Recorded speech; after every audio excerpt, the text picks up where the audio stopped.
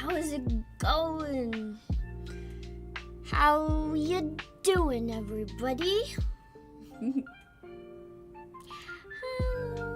I've dragged you outside. Gasp! We're touching grass.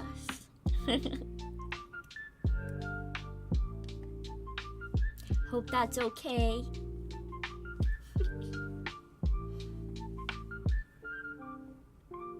Hope everyone has had a good day and had good sleep. I actually slept a lot. I finally have like energy again. I don't feel sick. The last 3 days I've been like so exhausted, and I finally don't feel like too crazy exhausted today. I'm not gonna burn through all my energy though. But finally I feel like I'm out of that.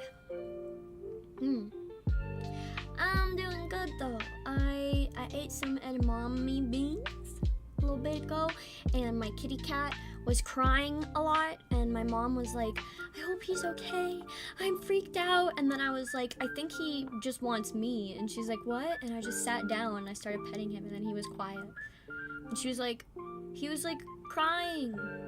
And I'm like, yeah, he thought I was like not here or something. He was like, she's dead, she's not waking up, because I was napping.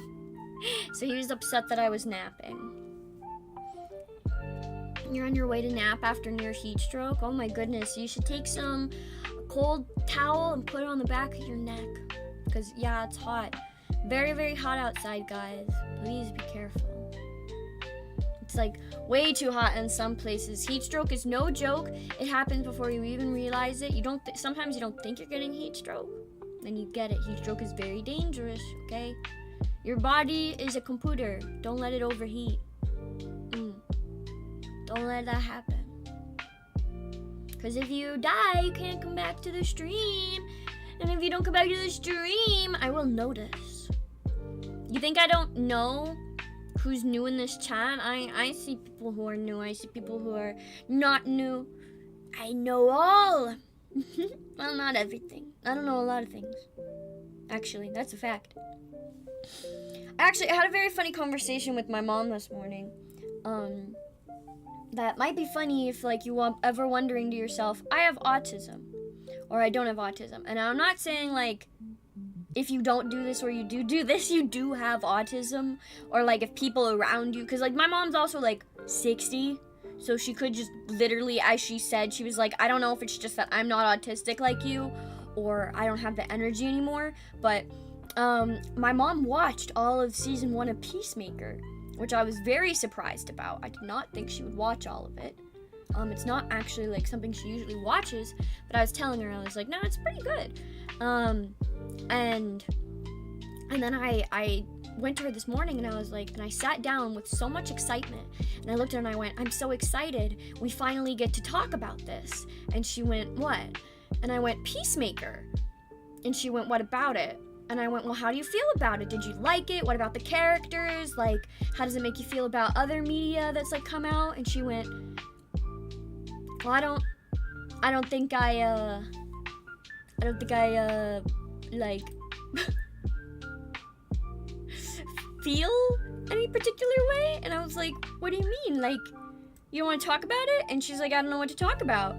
And I was like, you mean you don't think? I was like, you mean when you watch things, you don't like think about them? And she's like, nope. That's just parents. Is that just parents? I don't know. Is it just older people don't think about stuff anymore?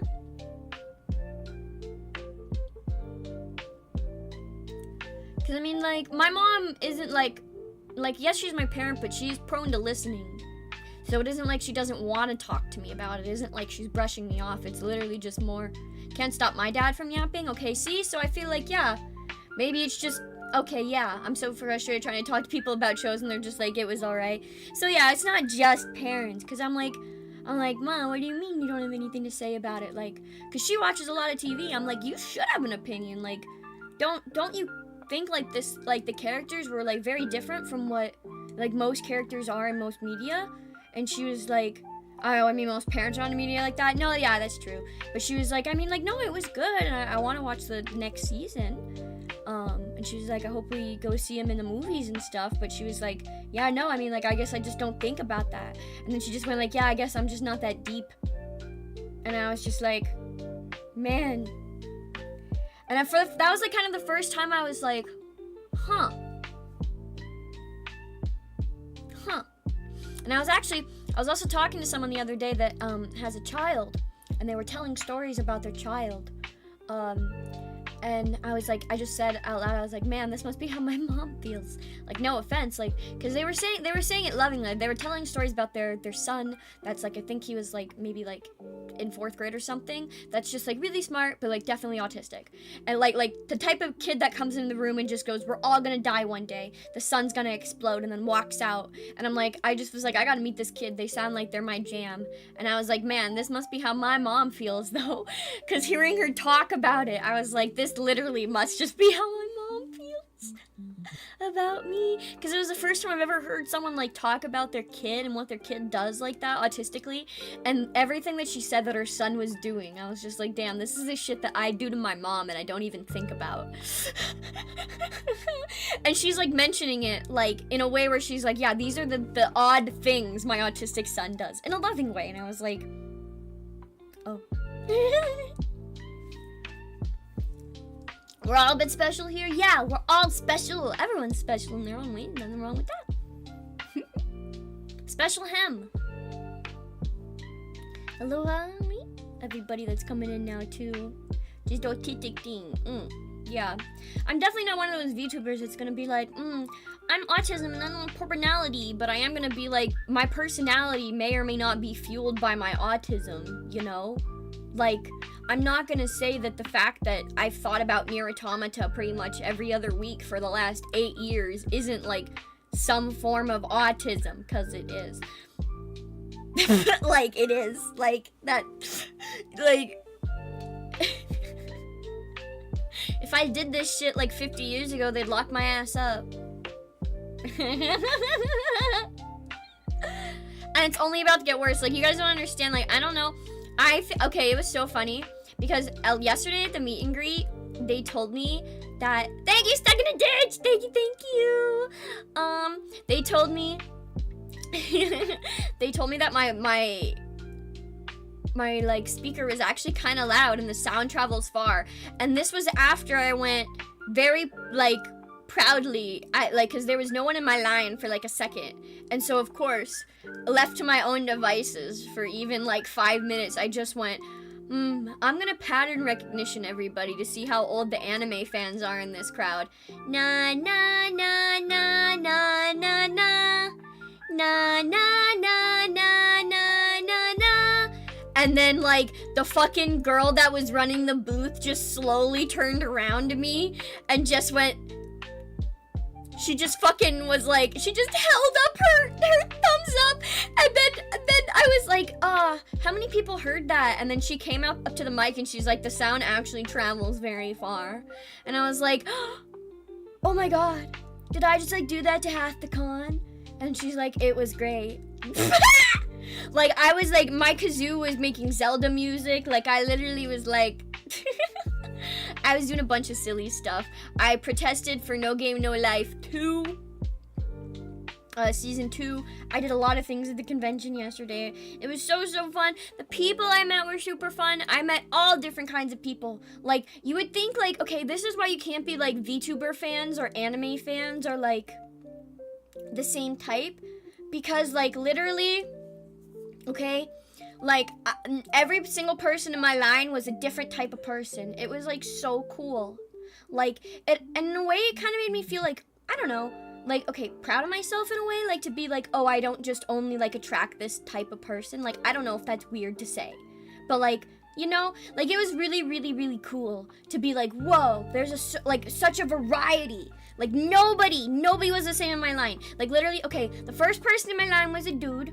Okay, the first person in my line was a dude. He was an artist, and that was chill. The second people in my line were, I think they might have either been friends or siblings. Okay, they were these two young girls that were dressed up as Miku and Teto, and they had their dad with them, and they were so cute.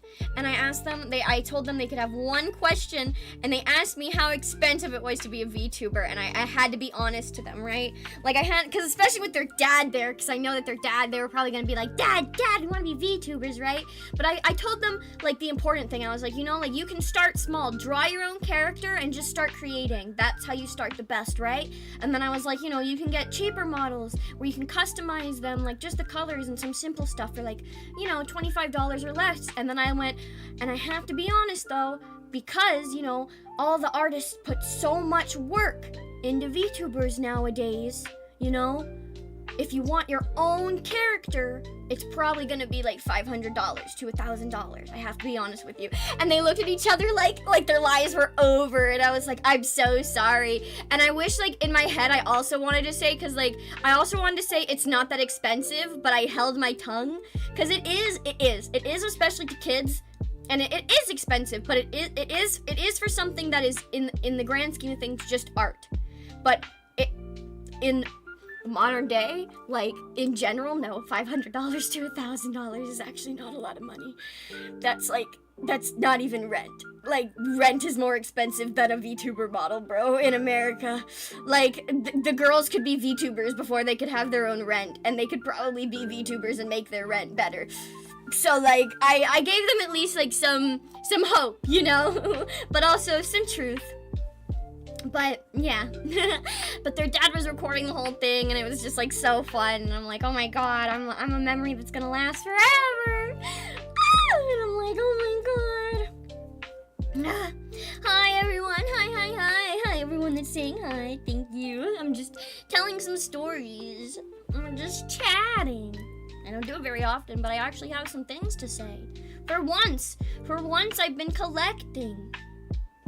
What rent are you talking about? Rent here is like $500 to $600 a month. I mean, I guess it really does depend where you are, but like in the city, like rent being like any cheaper than like $1,000 if you're gonna have like any amount of like anything, like there's not gonna be bugs in your walls or mold or like just an awful area in general. Like, yeah, you can get cheaper rent if you want people breaking into your car. Sure, if you want to pay to replace your windows every other week, yeah, you can get cheaper rent. Like, that's kind of the trade-off in my city, at least. Yeah, $1K for like 3 rooms? Bro, where the fuck are you? Cheapest rent outside the most crime-ridden neighborhood where I live is 14. Yeah, see? Okay, yeah. Cheapest rent outside the most crime-ridden neighborhood is like 14.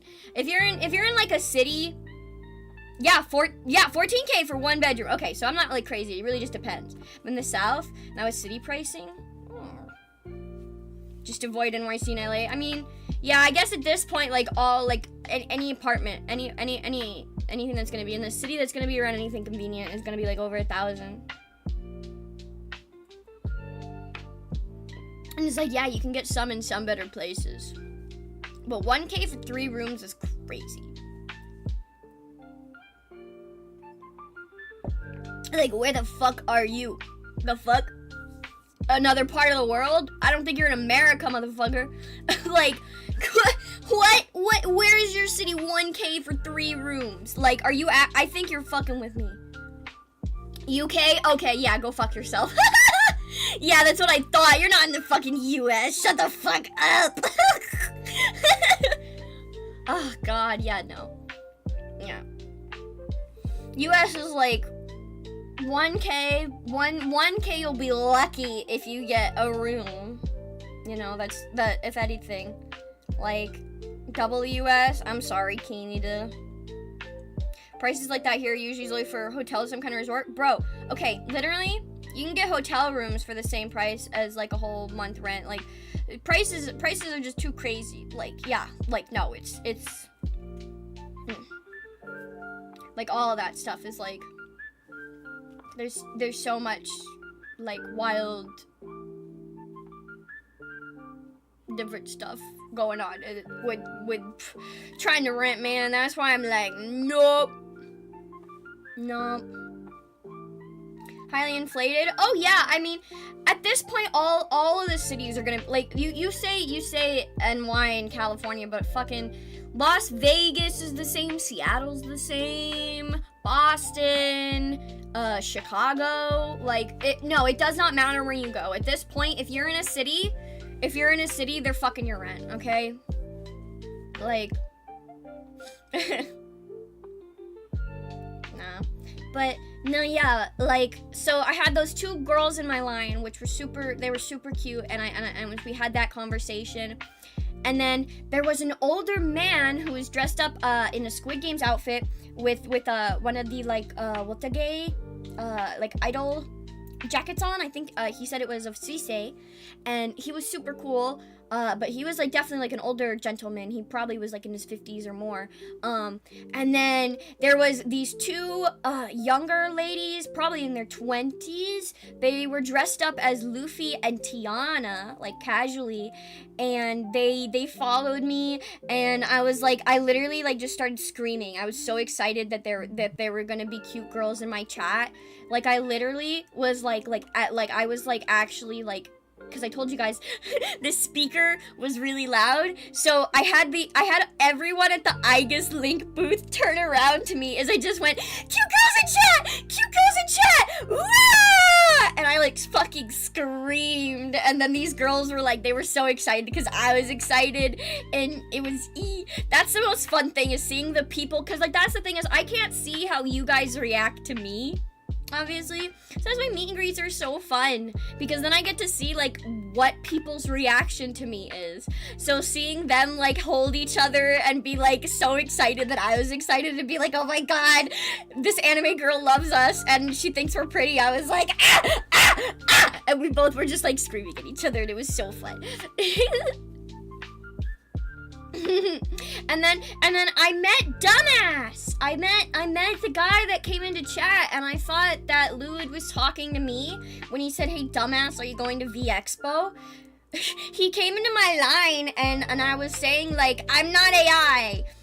And then he went, really? Or smartass? Yeah, not dumbass. Whoops, smartass. And he was like, you're not AI, are you sure? And I'm like, no, I'm sure. You can scan my QR code. And he went, actually, I've been following you for a while. And I went, eh?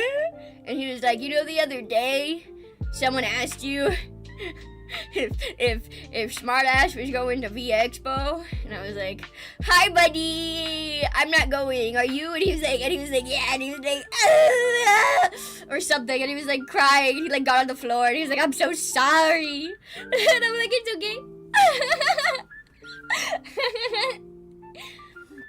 But oh yeah, I turned him kind of like, I told him kind of like the backstory behind it, the reason why it like doesn't even clock to me to like be called names like that, like especially like smartass or dumbass or bitch or whatever, is because my name is not common, like actually, and so obviously guys, Hemming Bell is not a common name. But because of that, like literally over the course of my life, I've gotten a lot of people being like, do you have a nickname? Because I will not remember your name. And I was like, okay, thanks. But I've literally never had a nickname, and the only nickname that I could like have with my name, both of them sound stupid. And obviously I can't tell you what they are because it would be very obvious what my name is.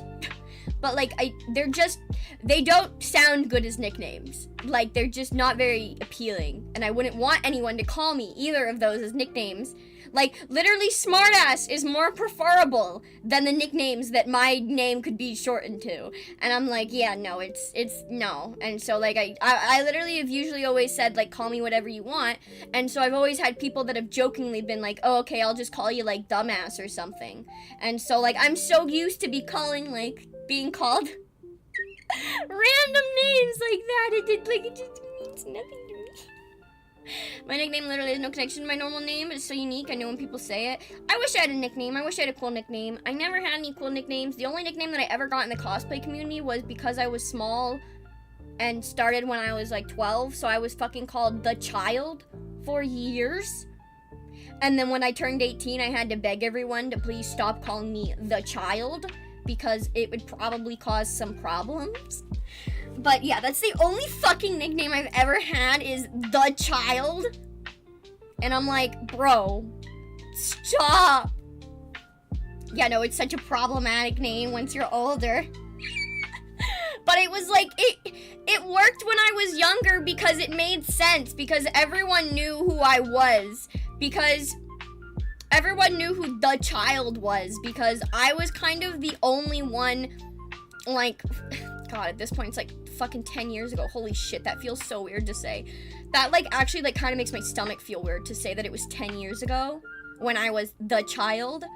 But, yeah, no, like, when, like, fucking 10 years ago when I started competing in cosplay competitions, because I was, like, the only one that was competing at my level, I did have some notoriety to be known as, like, the child. Because, like, literally, if you were talking about, like, the child in the competition, everyone knew it was me. And yeah, so it was like, that was how I was known. I was the child. And so obviously when Child from Tartaglia came out, I was like, no, I did not sweep the competition. And old now? I'm also not old now. I'm fucking not. Dude, actually, holy shit. Okay, this is not like, I found out today how old a VTuber was. Like, and not like a dox thing. Like, they did it themselves. Like, they said, I'm this old, it's my birthday, right? And like, do you ever just have a moment where you find out sometimes how old someone is and you're just like, that makes so much sense now why you're like that? Like, I'm sorry that sounds like really, like, I don't know. That sounds like so underhanded to say that, but literally I mean it for myself too. Like, that's why I'm like, no, like, I don't understand why people could think I'm older sometimes, because I'm fucking dumb as shit. Like, and the shit that I say is dumb as shit. Like, yeah, 100%. No, yeah, like, I saw that today. Like, it's a VTuber that I know about that's gotten in trouble, I think, a couple of times also for being, like, a little too vocal about things. And I just saw, like, they were like, I'm this old. And I'm like, like, you're barely older than me. That makes so much sense. Like, not even in an offensive way. Like, I'm just like, yeah, that makes sense now. Like, because sometimes I think to myself, like, why can't you handle yourself? Aren't you an adult? Like, literally, sometimes I think that about people. I'm like, shouldn't you try to at least handle yourself better? You're supposed to be an adult. And then I go, oh, you're barely an adult. Or, oh, you're not an adult. That makes sense. That would be why you fucking can't be an adult. Because you just became one, or you're not one.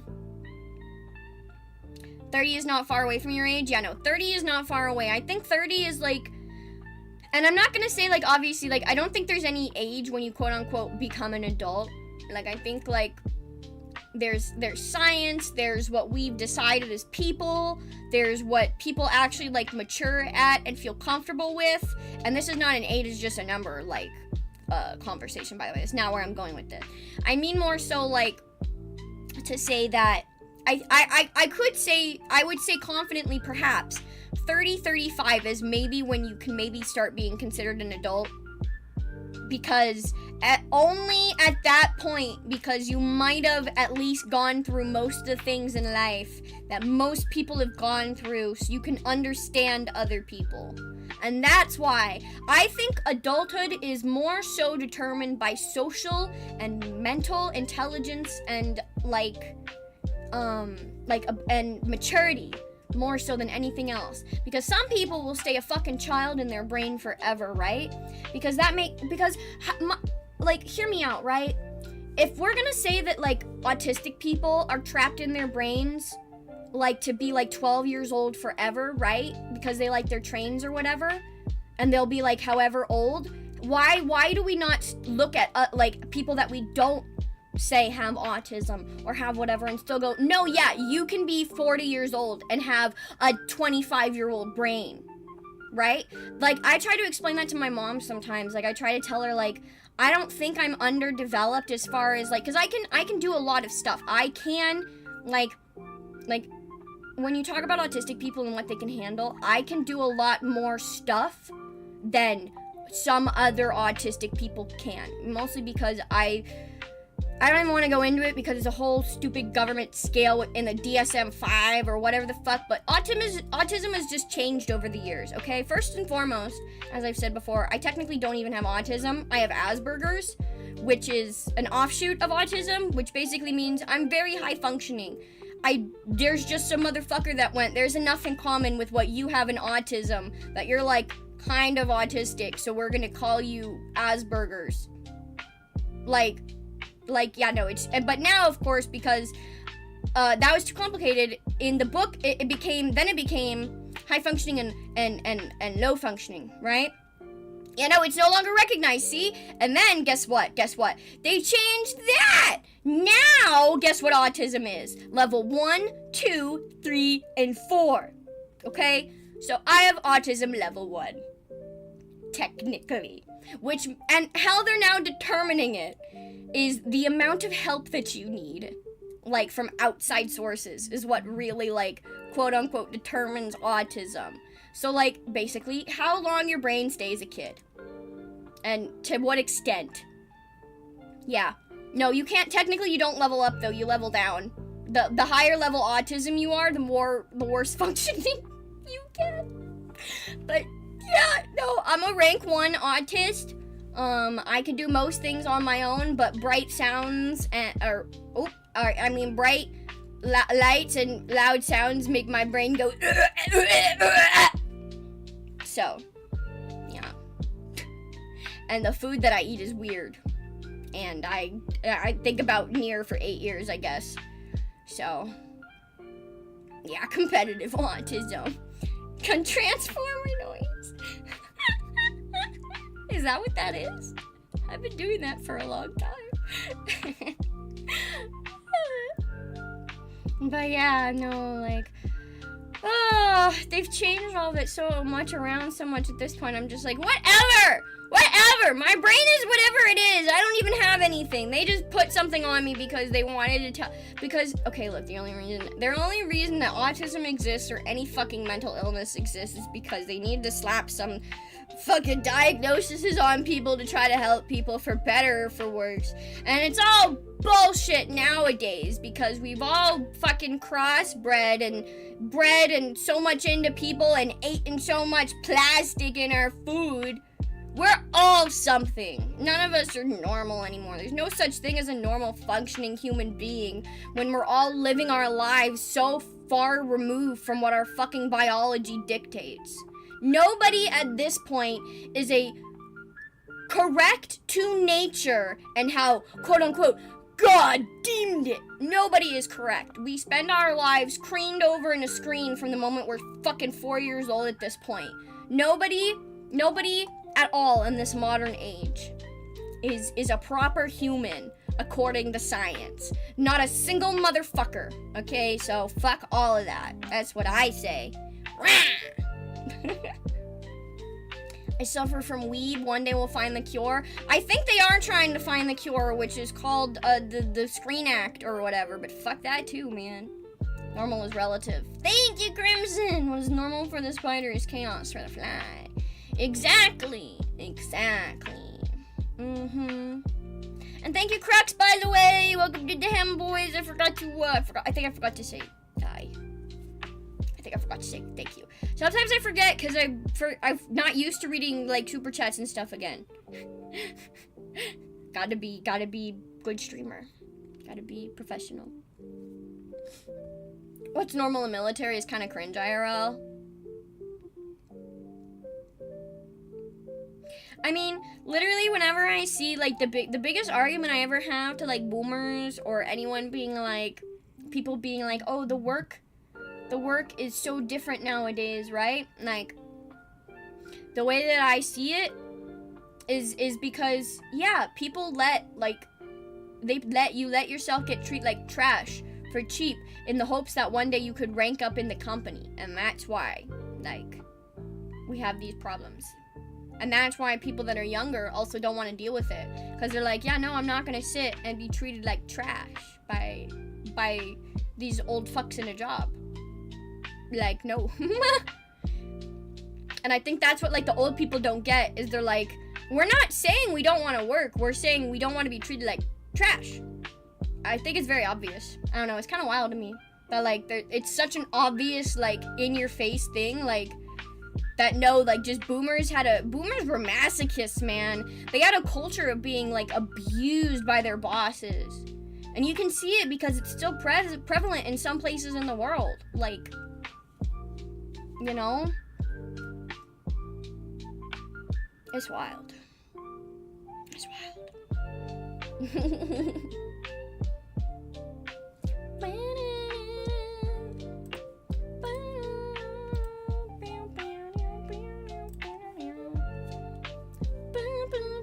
Sometimes the music, like, I tune back into it. I let myself be treated like utter trash for years by the most toxic boomer boss ever. My anxiety over the idea of being unemployed forced me to put up with it. And that is what people fall into, is because that is what it is. You get so scared of losing a job, you'll put up with anything, and it's because we live in a world where if you don't have that job, yeah, fucking 1-bedroom apartment is over, like, a VTuber model costs less than an apartment in America. Like, it's crazy, you know? Art, talent costs less than being able to live. I always wonder sometimes how the world would function if people were given, like, housing, food, and medical. If the basic bottom triangle on the triangle of needs, right, was met by all people, how would the world change? And I feel like that's something that a lot of people have thought about, right? Like, that's something that, like, I mean, governments have considered for so long. That, but, like, and I don't understand how, like, I don't understand how countries and governments get debt. Like, where is, like, they print more money, and so they have debt, right? And, like, how do they get rid of the debt? And we just have so much of it for so long. Like, these are the things that they don't teach in school. These are the things that confuse me. These are the things that, like, I don't understand how any of this stuff works. Like, up past, okay? Past, there are bad people that want to take advantage of others, right? Past that, why can we not fix the world? Is that the only thing standing in our way?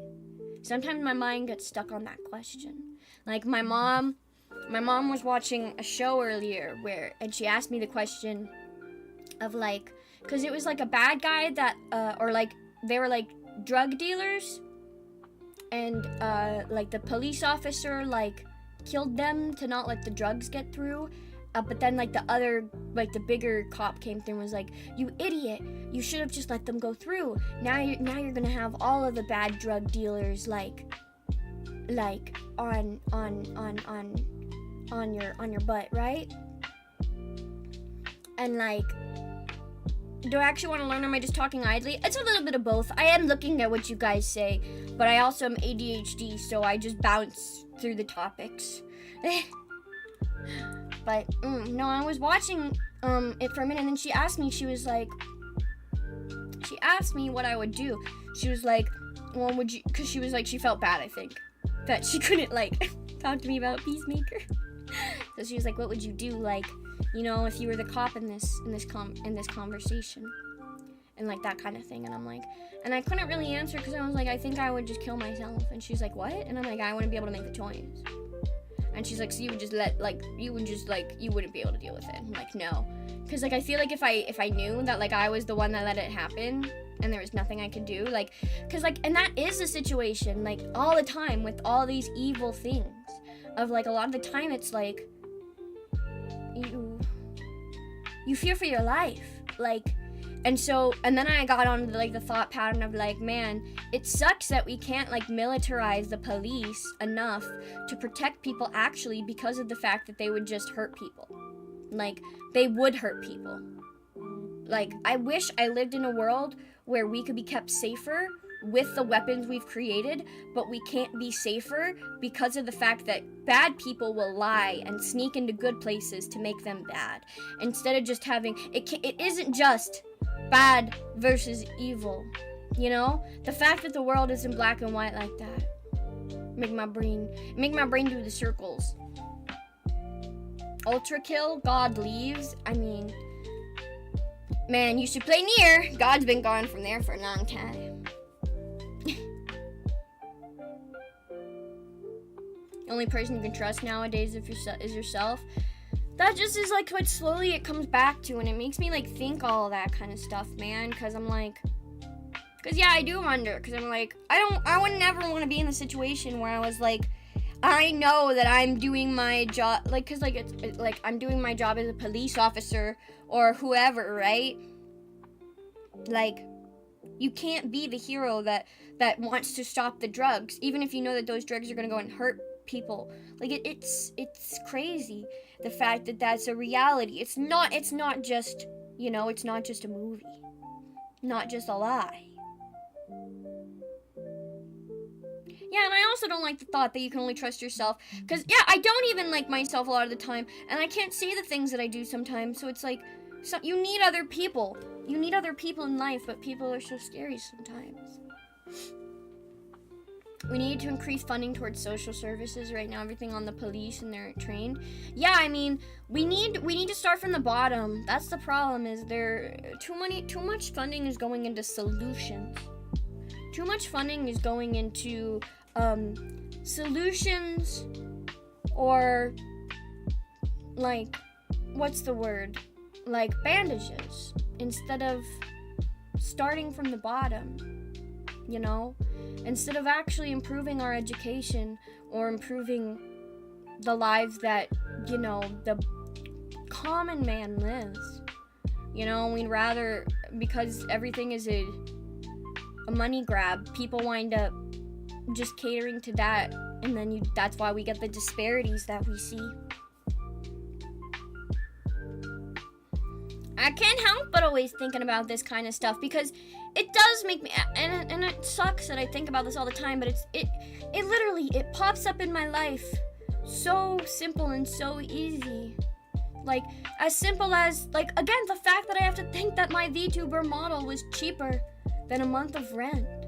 Like, literally, guys, my model that I'm literally the model that I have right now that I'm using, my model with my official art, the rigging, and my like my sheet, my reference sheet, all of it it was literally cheaper than like way cheaper. I don't even mean like barely cheaper. I mean like more than half, 3 times less cheaper than rent.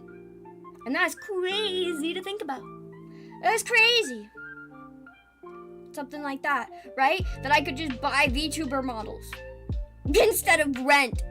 And like, obviously I wouldn't do that, but like, I mean, like, shit, honestly, I could buy VTuber models and give them to people and be like the Oprah of VTubers instead of pay my rent. And honestly, I'd rather fucking do that.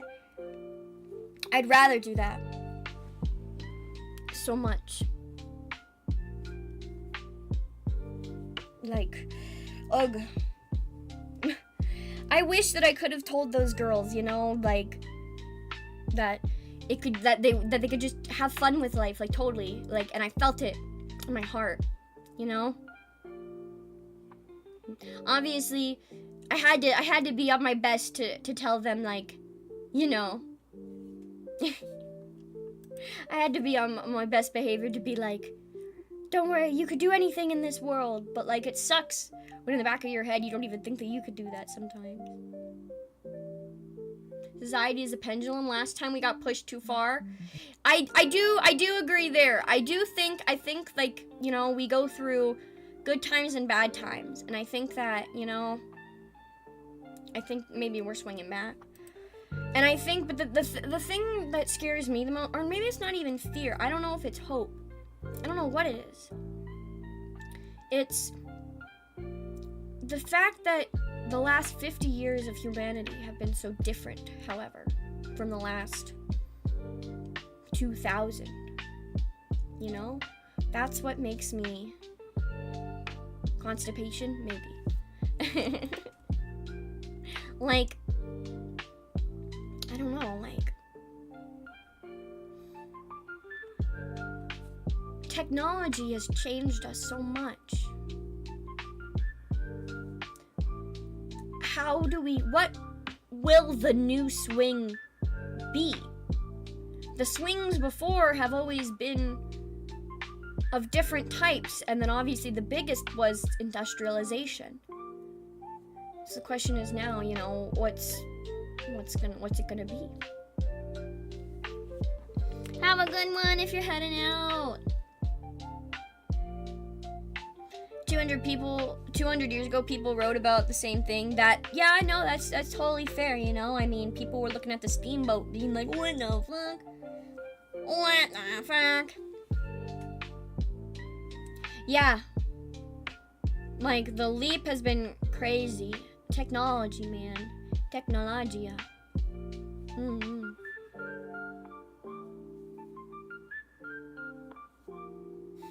How fleeting are all human passions compared to the massive continuity of ducks. Indeed. Indeed. Main character syndrome. Yeah, in the grand scheme of things, we really aren't much of anything. We're a blip in the cosmic scale. Do you guys want to watch a Kyrgyzstan video? Sometime we gotta do that. I love watching them. We talked about that last time, but we watched Bill Nye. They're the animated pigeons, and they talk about stuff. I love them because they actually entertain like fucking wacky science questions.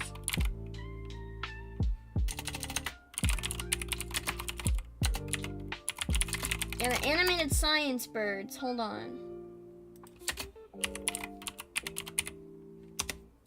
I have no idea how to fucking... in a nutshell is what it is. So they have, like, for example, 4 days ago, amphetamines, the drug to master reality. Guys, we can learn about amphetamines. We can learn about amphetamines. We can learn about quantum immortality. We can learn about fentanyl. We can learn about death by banana. We can learn about, why your brain blinds you for 2 hours every day. Sky whales. The reason why you have allergies. Like, I love all is the world, this is honestly so perfect for right now. Wait, holy shit. Is the world getting more violent? 10 years ago, in 2014, we asked if war was over. Based on long-term trends in the last century, it seemed violent conflict was on the decline and the world more peaceful than ever. Our video began with the Russian invasion of Ukraine and the war between Hamas and Israel. And, well, a decade later, we could start this video exactly the same way. But is the world as a whole more violent today? In a nutshell, we made 7 claims in 2014. 1. We have less conflict deaths than ever. 2. There were almost no more wars between countries. 3. Democracies don't fight each other. 4. Borders are mostly fixed. 5. Most conflicts are in areas that were under foreign control either by colonial states or Soviet dictatorships. 6. More civil wars are ending by diplomacy. 7. We're in the most peaceful period of history. So, let's see how our video has held up. First, so they made like a video last conflicts in the last decade. Some of the deadliest conflicts that were glowing hot in 2014 have since ended or significantly cooled down. The war in Afghanistan ended with the victory of the Taliban. While the civil wars in Yemen and Libya are all still ongoing, they turned mostly into stalemates. The proto-state of ISIS in Iraq and Syria has been wiped out. And, breaking news, the rebels just won the war in Syria last week. The extremely destructive civil war in South Sudan ended in a fragile peace agreement despite violence still flaring up in the devastated young country.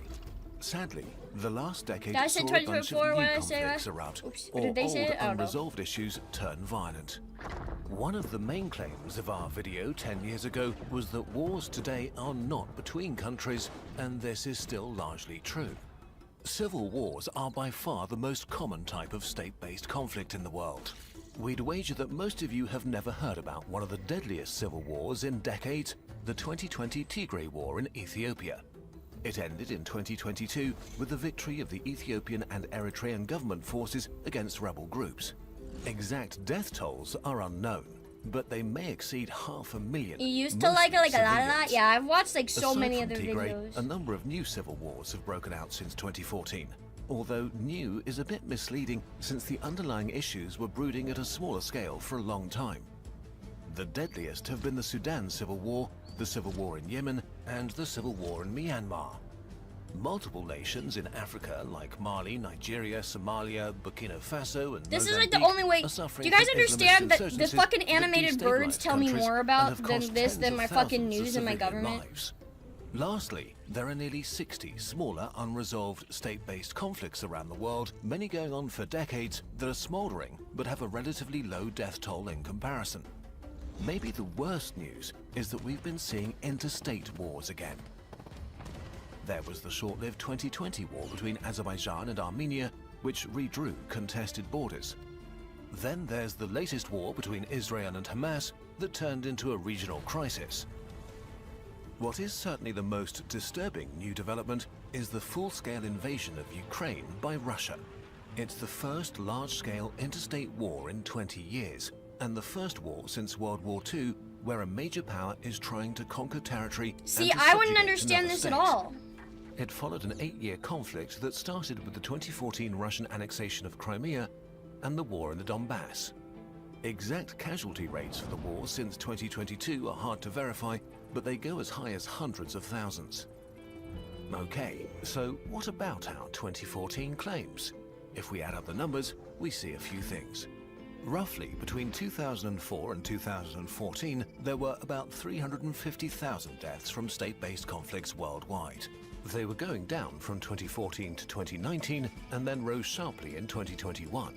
In total, So from I would say the 2014 to world may be 2024, getting we saw more about violent. 1.2 million deaths. If we include all violent conflicts like the Mexican drug war, the number rises to 1.5 million, 3 times higher than the previous decade. Actually, 2022 had the highest death toll from violent conflict since the Rwandan genocide in 1994. Holy The shit. Tigray War and the war in Ukraine alone were responsible for the majority of lives lost, as both wars involved armies of hundreds of thousands of soldiers, sometimes thrown against entrenched positions in human That's wave crazy to attacks. think about. So, the last 3 years have been unusually violent.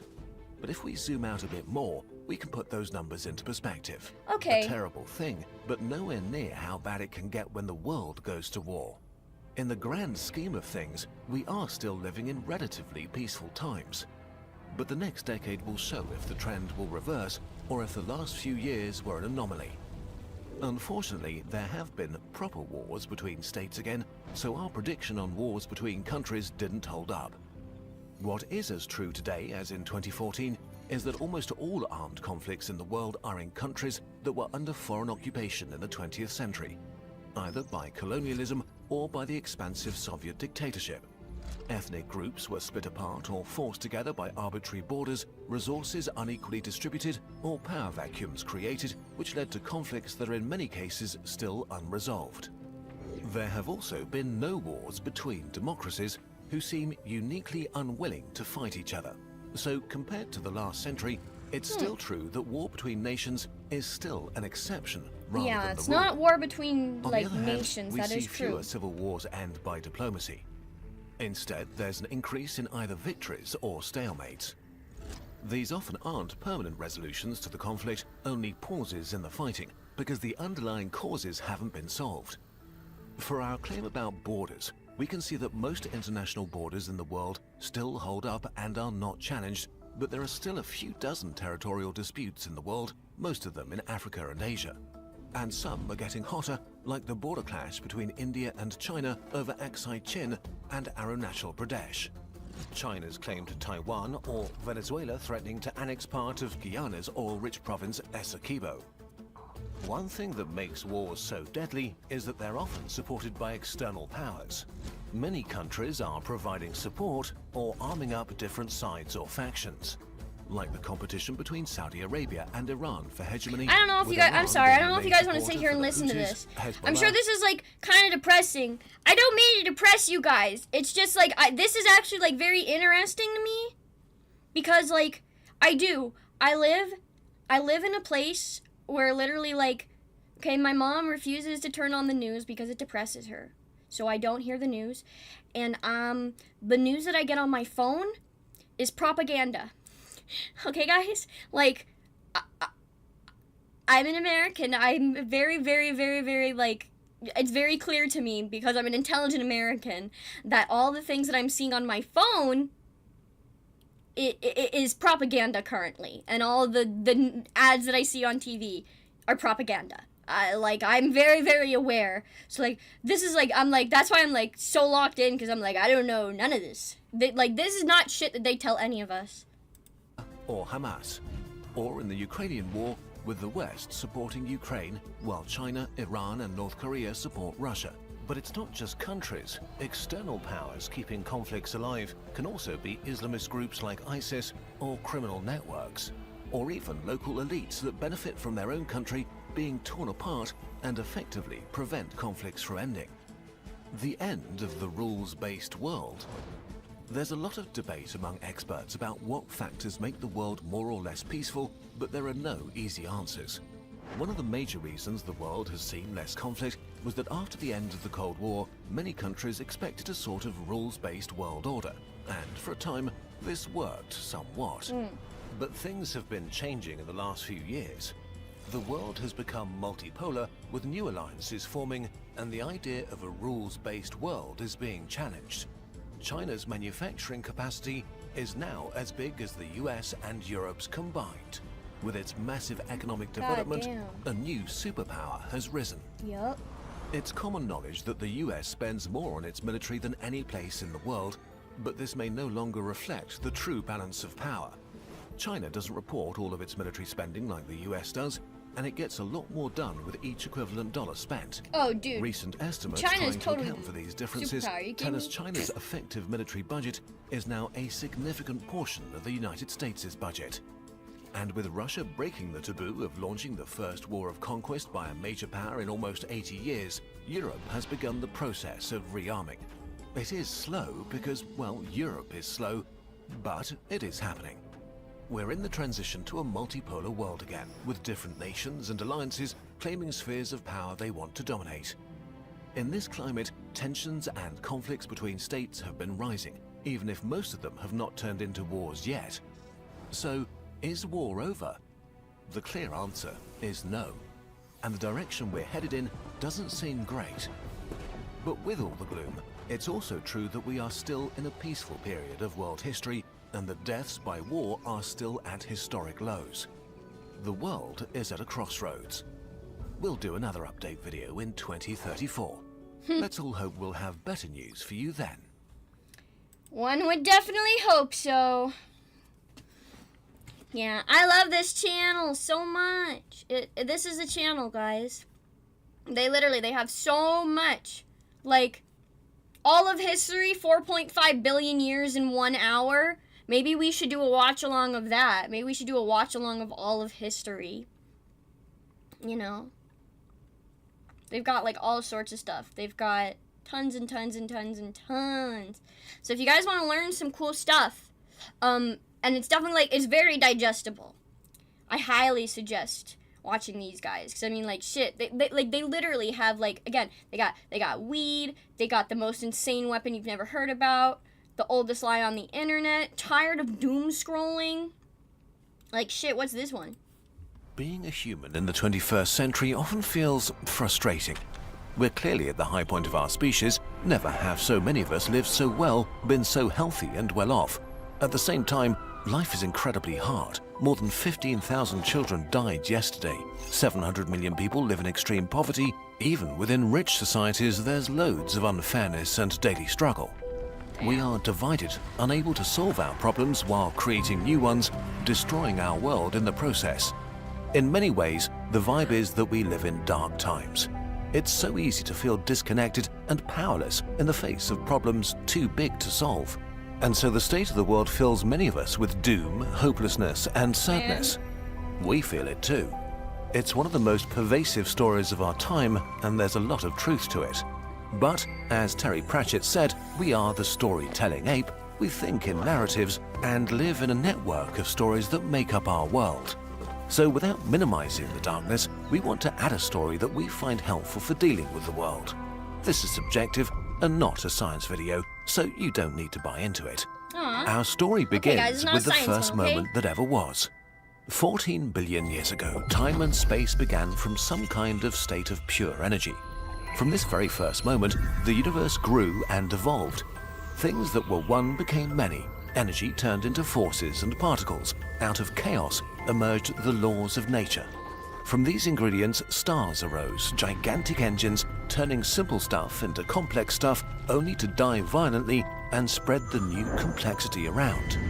Out of this more complex stuff, new stars and more worlds emerged, repeating the cycle until most of the simple stuff was used up and most stars that will ever be born had been born. And then, on one planet where the conditions were just right, dead particles and molecules combined to make another jump in complexity. Maybe the laws that govern everything were destined to make life happen. Maybe it was just a cosmic dice throw. But life, now the most complex thing in existence, wasted no time and spread to even the tiniest corners. For billions of years, cells held on, fighting against the elements and each other, evolving in the process, until one day they came together and made another jump in complexity to plants, animals, and fungi. First in the oceans, then on the land. Earth was now the stage of something grand, a complexity acceleration machine going at full speed. Millions of new species emerged and vanished. Life was beaten down over and over, but every time it came back stronger, resettling niches filled with corpses of the ones that came before.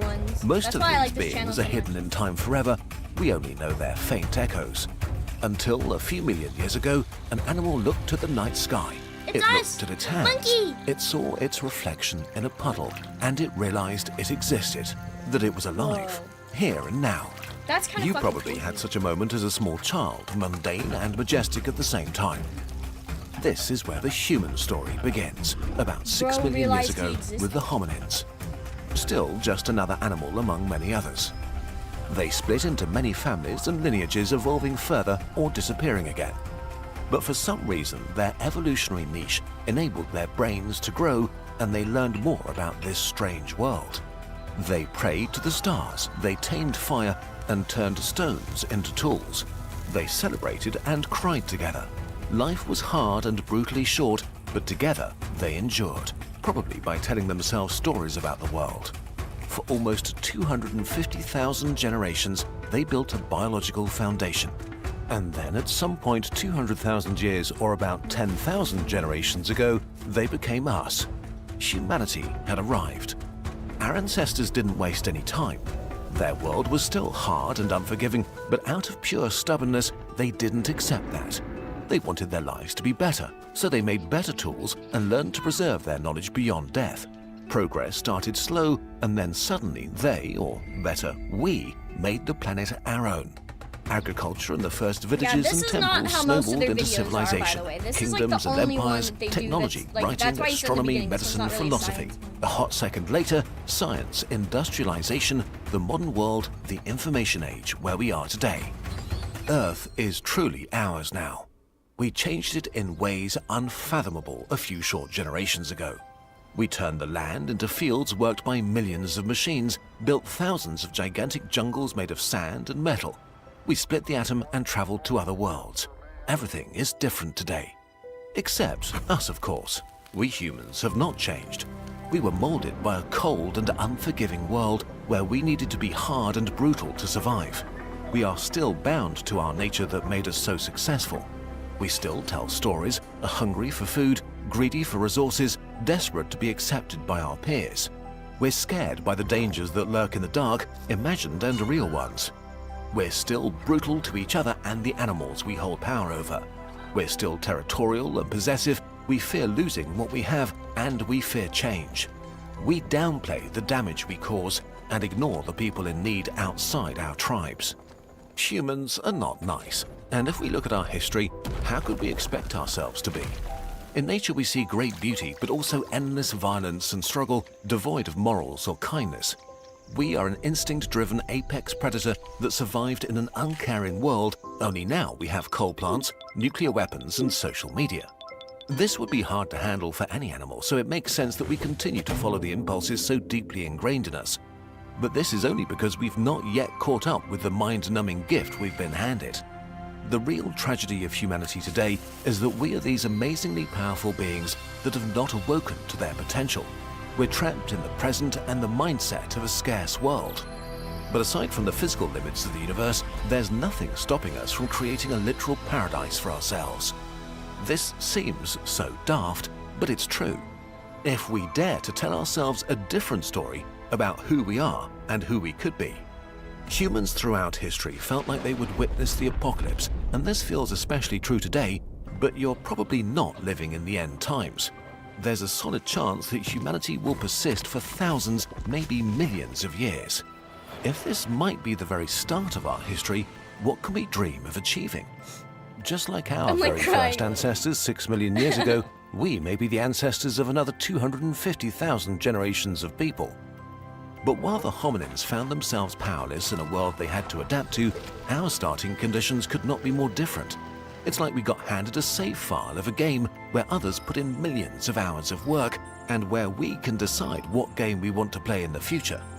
The world is still horrible, and it's also the best world that's ever existed. And we can make it so much better. An optimistic person living in the year 1924 would not believe the progress we've made in just a century.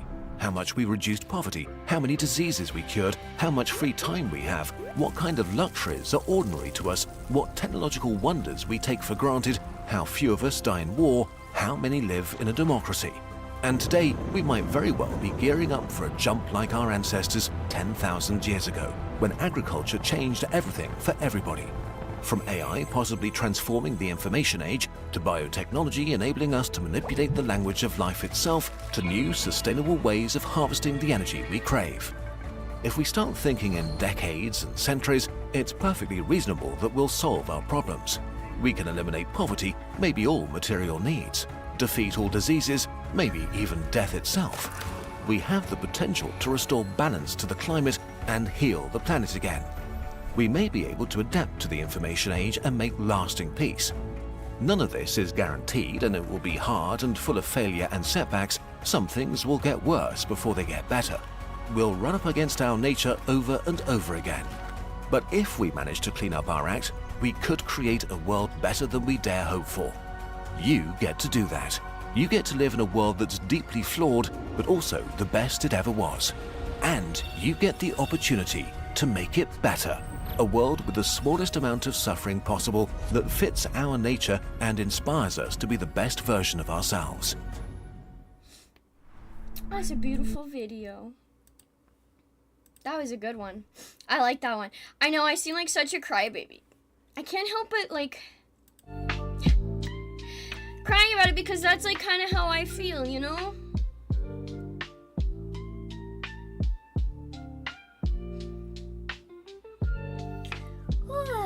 That was a good one. I like that one. That was kind of what I needed, actually.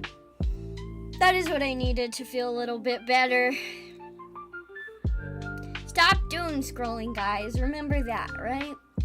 We live in an age that is really, at the grand scheme of things, not that different from the past. There's still suffering, there's still pain, there's still things to figure out, but we have the opportunity to make things amazing and so much better. Not like feeling bad, but I can't deny that, like, this also happened. This happened last year. Like, after the convention, I just get really sad. Because I have so much fun. I have so much fun and I don't know when it'll happen again. And because it's so much fun, I get really sad. Because I know it's not like I'm like, you know, some big popular person that's gonna get invited all the time. And I'm not like trying to throw a pity party for myself, but I mean, it's true. You know, it's like I have some good luck going for me. And I'm gonna work really hard so I can go more places.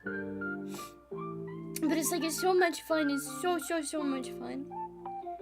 And it's kind of the only thing I get to do anymore. Because I guess I didn't realize since I lost my job how much I missed talking to people and like seeing their faces and stuff. Because I don't think I've left my house. Like in a month, barely, except to like go out with my ex-coworker. Because she felt bad. But I'm gonna be leaving my house actually soon. My friends invited me to go to a cosplay thing. I'm kind of nervous, but I think I'll have fun. I'm gonna do a Demon Slayer cosplay. I'm gonna do Nezuko. I'll be sure to show you guys everything, of course. This is one of my best friends, and they're gonna do Tanjiro, so we're gonna get a lot of cool pictures, and I'm sure that you guys will think her cosplay is really cool, because she's really good. She made it all herself. I did not make mine. Mine was bought. Hers was made. She used like this really cool fucking fabric that like has like a special pattern on it. It's like really cool. It's like she literally sewed all the squares like one by one. No, it's a really cool cosplay. But yeah, I'm going to head out for today because I've been invited to say hello to Ezra for their birthday, so I don't want to spend too long because I did promise I would say howdy. But yeah, I'm glad that we could just have a little chat, have a little talk. I don't do, just pure Zatsudan very often, so I figured it would be kind of something. And I know you guys said that last time you like talking about things that are maybe a bit more real, I guess. So I figured if this was just, you knew that this was a yap session, you knew that it was gonna go in a lot of different places, pretty much. A yap session with me is always gonna start in one random place and then end or go somewhere serious, and I can't stop myself because, well, I am a deep person. I'm an onion. I'm an onion. Well, I'm an ogre. I got layers.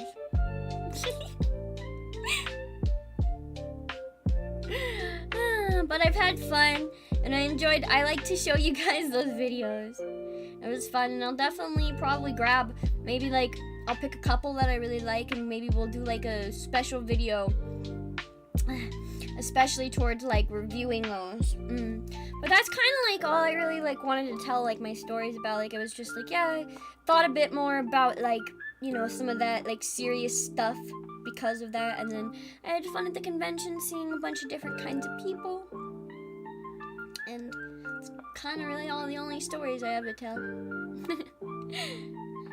So thank you guys for just chilling a little bit, just vibing, Hopefully you guys have a good rest of your day, good rest of your night, good rest of your morning, whatever time it is. Hope that you eat well and drink good stuff and take your meds or anything else that you need. And I hope that you enjoy the stream. And I hope that you don't doom scroll and that you remember all the good things, that there's a future coming, right? There's a future coming that will hopefully be good for us all. No meds. Take your meds! Lost track of time playing Once Humans. Now you're only now starting dinner. I'm glad you're having fun. I promise we're gonna play that again real soon. I have like a few things that are like, I just need to like, I have a lot of things that are coming up. There's just, I've been putting myself in a lot of stuff lately. And the residual stress, admittedly, has been stressing me. Because, I've stayed in my corner for like so long, right? I stayed in my corner probably for the last year.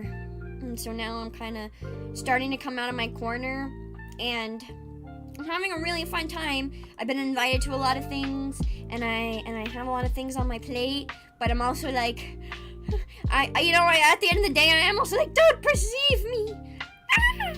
I'm like, I want to be perceived, but at the same time, I'm like, I always have that fear, like, I don't know, like, I do, like, I like where we are right now. I I don't want to be like suddenly like expected to like be some pro VTuber that has to have like new outfits and crazy 3D models and like has like a 400 people watching me in chat. Like, it's fun to have that every once in a while, but I genuinely, like, I don't know if I even want that. I feel like it's too much pressure on me, because I see all these girls like succumbing to the pressure and, you know, like feeling like they just like are going under. And the greatest thing that I've done for myself has literally just been not stressing about it. It's been telling myself that I don't care about anybody else in this community. Like, I do, but I mean, like telling myself like I don't care about their problems, you know, like that kind of thing. Like, I have to put my caring heart aside, that I have to just mind my business, that I have to just stay in my corner, that I have to just enjoy myself and enjoy you guys. And as much as I might want friends, or I might want to do cool things sometimes, I need to know where I am, right? I need to know where I stand. And I think taking the time to do that over the last year was very important for me. And I've definitely gotten to a very comfortable point with myself, my content, and you guys. I think obviously there's still stuff that I want to experiment with and change and grow upon, and maybe you think to yourself, maybe it hasn't really changed that much in the last year. Maybe you don't really notice much of a difference. Or maybe you think that so much has changed. You know? I think I've changed in my own right for my own self. And maybe some of you have noticed, maybe you haven't. But either way,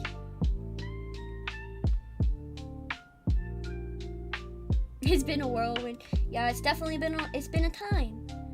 It's definitely not the same, and I never wanted it to be, you know, because at the end of the day, what I knew, what I wanted going in was, you know, like, I wanted friendship and companionship, and that the group idea, and doing things and getting certain opportunities and whatnot. And obviously learning that promises can't be kept, or that not everyone's gonna be your friend. It made me realize that I had to learn that it couldn't be that way, right? I had to learn that you can't just stick people together and expect everyone to get along, right? And you can't just depend on somebody that you don't actually like know or have any like truth that they're gonna do the things that they promise you, even if they have signed a contract or whatever. Like, that's what I've learned. And yes, you can sit and read as many like vague tweets or big Twitter threads you want about how much corpos suck, but until you go in and you actually like try and hope that you can be the change, and then either, you know, have something good happen or have something bad happen, you'll never know. And that was what was important for me, you know? I had to know what I wanted and what I was comfortable with, and the kind of creator that I wanted to be, and the kind of people that I wanted to be around as well. And I realized too through it all that the people that I enjoy way more are actually the people that don't take streaming seriously. Like, that's why I don't really like, I do still talk to corpo girls, and I do still like support them, but like, especially with these upcoming collabs and stuff that's going to be happening in the future, you're going to be seeing a lot more people that either aren't serious VTubers or just literally aren't. Because I'm tired of this idea that like I have to like fucking grind, or like it has to be like a job, or there has to be a competition, or there has to be an Oshi, you know, or there has to be like this and that. Whenever that happened, man, it all became so fucking sucky and draining, and I hope that people start to move away from that now. And it looks like people are, which is good. I'm glad. You know, there are places in the community where that can be, right? There is place for professionalism, and there is place for fucking just being a dumbass anime character. And I think like the idea that people had to go, you either have to be like Hololive or you're not worth fucking much, is stupid. And, you know, so I hope people, viewers as well, viewers and other VTubers, give people outside of all of that sphere a chance, because some of them really aren't any better, right? And like, it's really just about like being a person, being a creator, exactly, like being you, than being like what someone wants to create for you, unless you truly want that, you know? And And I think a lot of people, a lot, especially the people that go into like agencies and stuff, they think they do, but it's more of like, it's like a, I'll take it so I can get what I want. It's a trade-off more than an actual want, you know? That's not a bad thing, of course. But I think for a lot of people, it is more of a trade-off. Like it's a plus. It's like a small side thing. It isn't like, they didn't join an agency to specifically be anime character that is like perfect and professional, you know? Can I still be Oshi? Of course. You can call me Oshi. There's nothing wrong with having an Oshi. I mean more so the pitting of them against each other. Like, my Oshi's better than your Oshi because my Oshi does this or doesn't do that. It's silly. It doesn't have to be competition when we all should be doing this, you know, at the end of the day, to create and have fun and express ourselves and put something out that's into the world that is unique and is amazing and is different. Like, we have such opportunities as VTubers to be literally anything. Seeing people be the same or prattle on about how it has to be a certain way is annoying because of that. Like, that's why I don't get it at all. Because it's like, when you have the opportunity to be anything, why limit yourself? You know? I don't believe in Kami Oshi. I have multiple Oshis who I love, all for different reasons. Yeah, I agree there too. I feel the same. I just can't wait. Also, this is like a segue, but like total segue, and it's because my thighs are super sweaty right now. I can't wait till summer's over. I'm so freaking sweaty and hot. I hate it. I'm gonna have to go take a shower. I have to go take a bath, guys. Guys, should I do a Twitter space? Should I do taking a bath? Should I do taking a shower Twitter space? Would you guys like to hear me take a shower? Why are my thighs sweating? Because they're up against each other on my leather chair. If I want, maybe. I haven't done it. I've never done it, really. I haven't done it. And, like, you guys can... Maybe I can sing in the shower. You guys can hear me sing in the shower.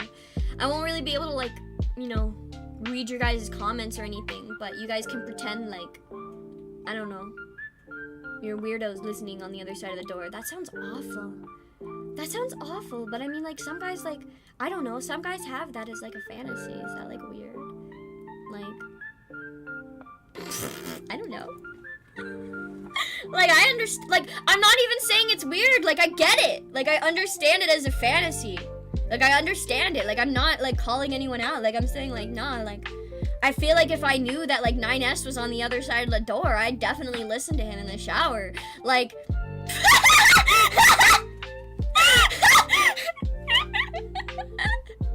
I'd listen to that boy piss all day.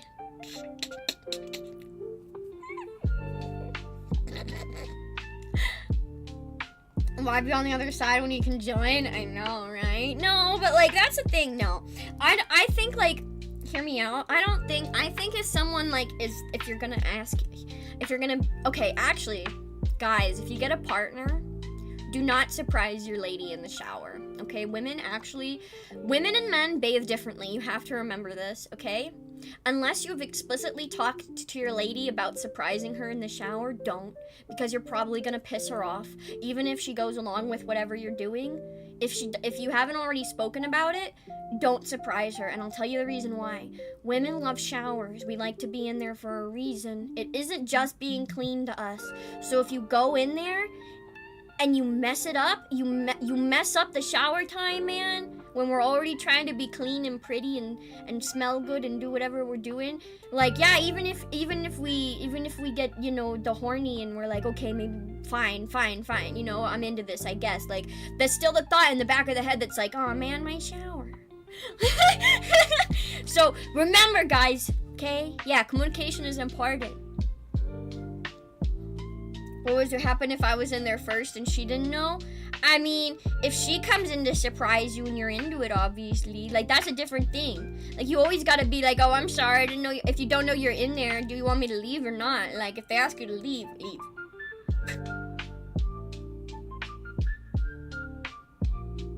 What do you mean you were in there first? You mean, like, you were in the shower and So you would mean like, but that, bro, that just calls into question like, fucking, the fuck are you doing? Like, you're literally in the shower waiting, like, it's not on. So you're just standing there naked in the shower. It's not on. She walks in. The door is open, and like, you don't hear anything, and you don't notice anything. Even though the door is open, the shower's off. You hear absolutely nothing.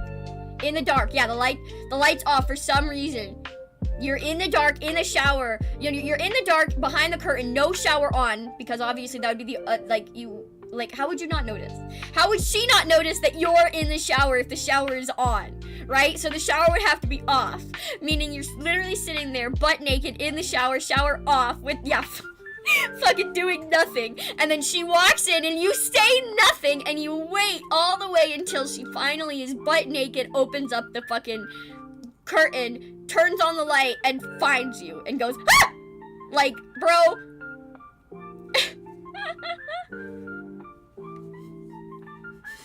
You just finished and it's steamy. I mean, like, if someone doesn't notice that you're, like, okay, if someone genuinely, obviously, we're being funny. Like, if you don't know it's her, who the fuck else is in your shower? Bro, you're asking so many questions, it's very obvious that you're never gonna run into this problem. Like, I mean, right, like, you don't have this problem right now. I mean, fuck, I didn't mean never. That sounds so mean. I'm so bad. I'm so sorry. I didn't mean it like that. Oh my god. No. Oh! I meant like you don't have this problem. Oh my god. My bad. Obviously, I like hypotheticals. Yeah. If it's your roommate, is it a male roommate or a female roommate? If you have a female roommate, that's a little suspicious. Are you gay? If you're not gay, that's a little suspicious. If it's a male roommate, why aren't you jorking off in the shower together? Come on, be homies. Why didn't you invite him in? What the fuck is wrong with you? How's the answer? How's that? How's that as the answer to your question?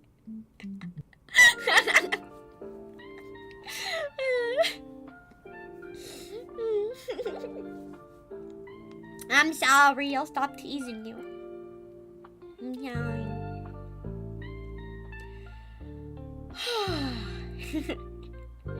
Can't help it, it gives me the good chuckles. No!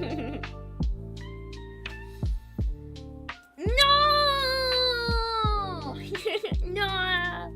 Cry and die. When my classmate took a shower together when we had a sleepover in the mountains, you and your classmate took a shower together in the mountains?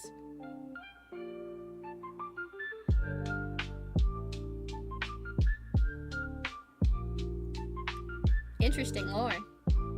No, it was two guys. Oh, it was two other guys. Oh, they definitely fucking touch each other's dicks in the shower. Are you kidding me? They took a shower together, like in the same shower. They definitely touch each other's dicks. Are you kidding me? Like, I'm sorry, if you're a fucking bald ass cheek to bald ass cheek in a shower, they were laughing. Yeah, no, definitely. Like, no, I'm sorry. Two dudes don't take a shower. Two dudes do not take a shower. Like,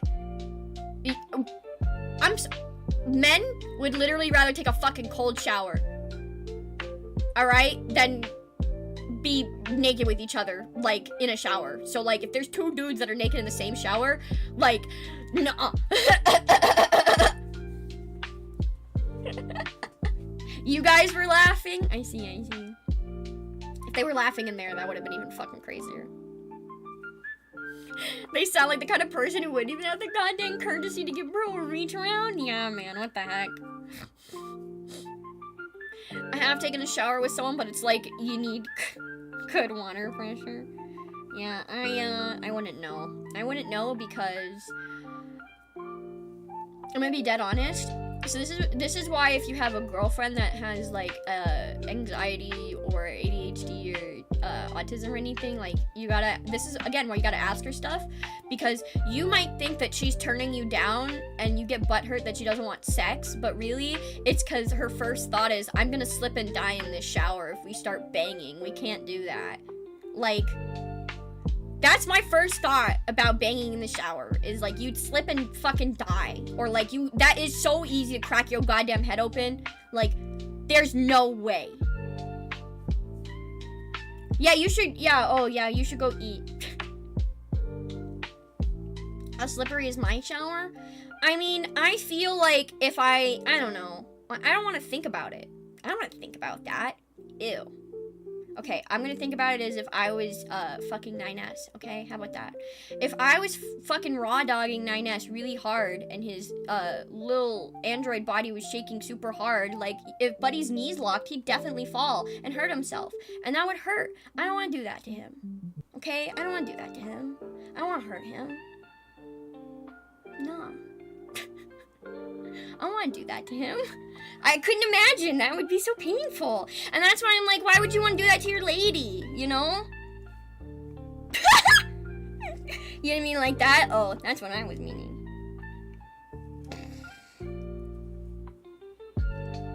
Like, nah. I feel like the only time it's ever at all, like, maybe okay is, like, the bath. But the bath, you could also slip and die. Like, at least the bath, though, like, you're already sitting down, though, at least. Why are we talking about this? Oh, right. Because I was talking about taking a shower. I feel like it's important to tell you guys things sometimes, okay? Because, like, they are the random things that come in my head sometimes. Like, if it pops in my head, I have to say it. Because I feel like if I'm not going to say it, who is, right? Like, because you guys, maybe you chuckle or you laugh or you feel embarrassed, but it's like, where else are you going to find information like this on the internet, right? Where else are you going to genuinely find someone be like, no, if your girl doesn't want to have sex with you in the shower, it might be because her autism tells her she's going to die. Like, who else are you going to hear that from? It's a key part of your content. I'm glad that you feel that way. Because I do feel like it's hard to get rid of no matter how many times I've tried. I mean, I've definitely become way more uncensored, but I also feel like it's like, I don't know. Because, like, it's either like I either say the weird shit in my head or I'm silent. And at this point, it's like I just am like, I gotta say the real weird shit in my head. Because, like, I've realized I'm not like, what's the word? I'm not, like, traditionally chaotic. Like, if you watch, like, if you ever see, like, VTubers that are like, oh, I'm so chaotic, or I'm so, like, crazy, or I'm so, like, you know, emo-pilled, or, like, dark-pilled, or whatever, like a base-pilled, or, whatever, like, they, you know, like, they're being chaos is, like, their thing, right? And so they'll go out of their way to be, like, loud, or, like, say crazy weird things that on purpose, like, make people go, like, what the fuck? Like, those sorts of people, like, on purpose. Like, I've always been afraid of being, like, labeled, like, one of those. Because, like, I have my moments where I definitely am, like, because I say my random shit or I do the random shit. And so, like, I feel like trying to, like, not embrace that part of myself almost in a way definitely stunted me for a while. Because I felt like, you know, like I wanted to be like I didn't want people to be like, you know, like, I don't know.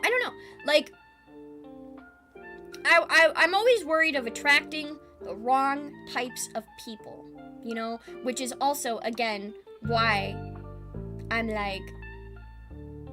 a bit more open and aggressive with how I feel, especially now.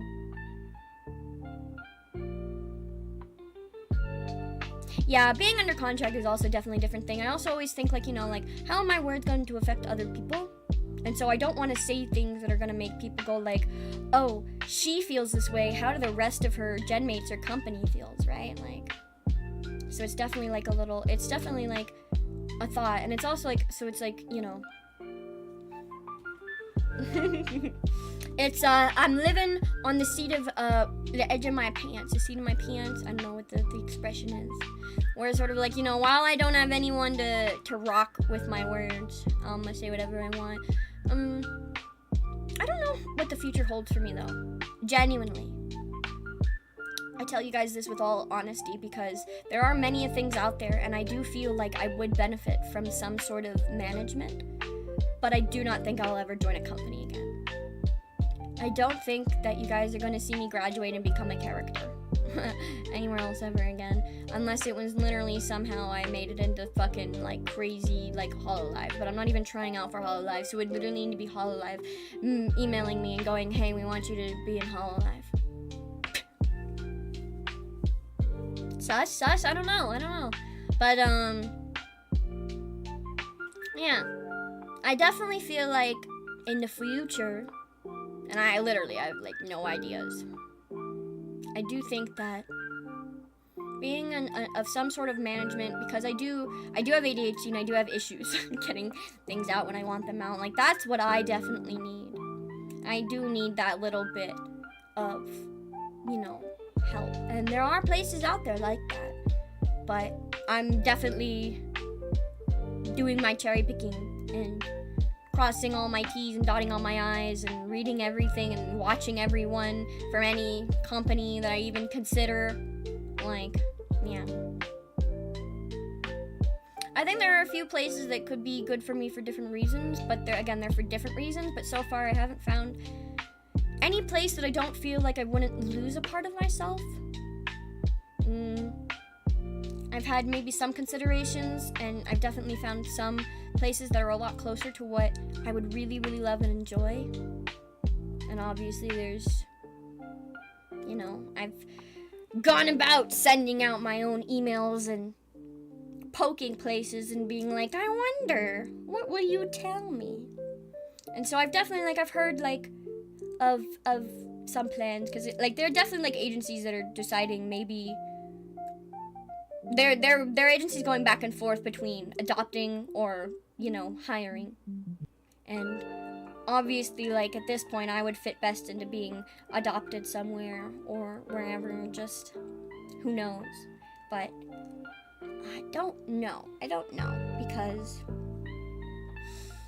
again, there is that just fear that I would lose a part of myself, or because something would have to be restrained by contract. So if I am to be put under contract, I would have to know that 99% of the things that I say are okay anyways, because I understand, right? I understand when you go for something professional, you have to be professional. There is no place that I'll ever be able to go that won't tell me some things that I say have to stop being said, obviously. There is no way. Because, not every tweet that I make is great. Not everything that I say is great. Not every idea that I have is great, right? And it's the job of management and, PR and all of those different people to, be able to help content creators be able to, do that sort of stuff. So, obviously, there is going to be the slightest little bit, I can't get away with some of the questionable stuff I might have perhaps said, but I find myself to be not a particularly questionable person. I feel like anything that I've said, I've heard someone else say before in a way worse context, or has just gotten away with it, or it's never been a problem to begin with.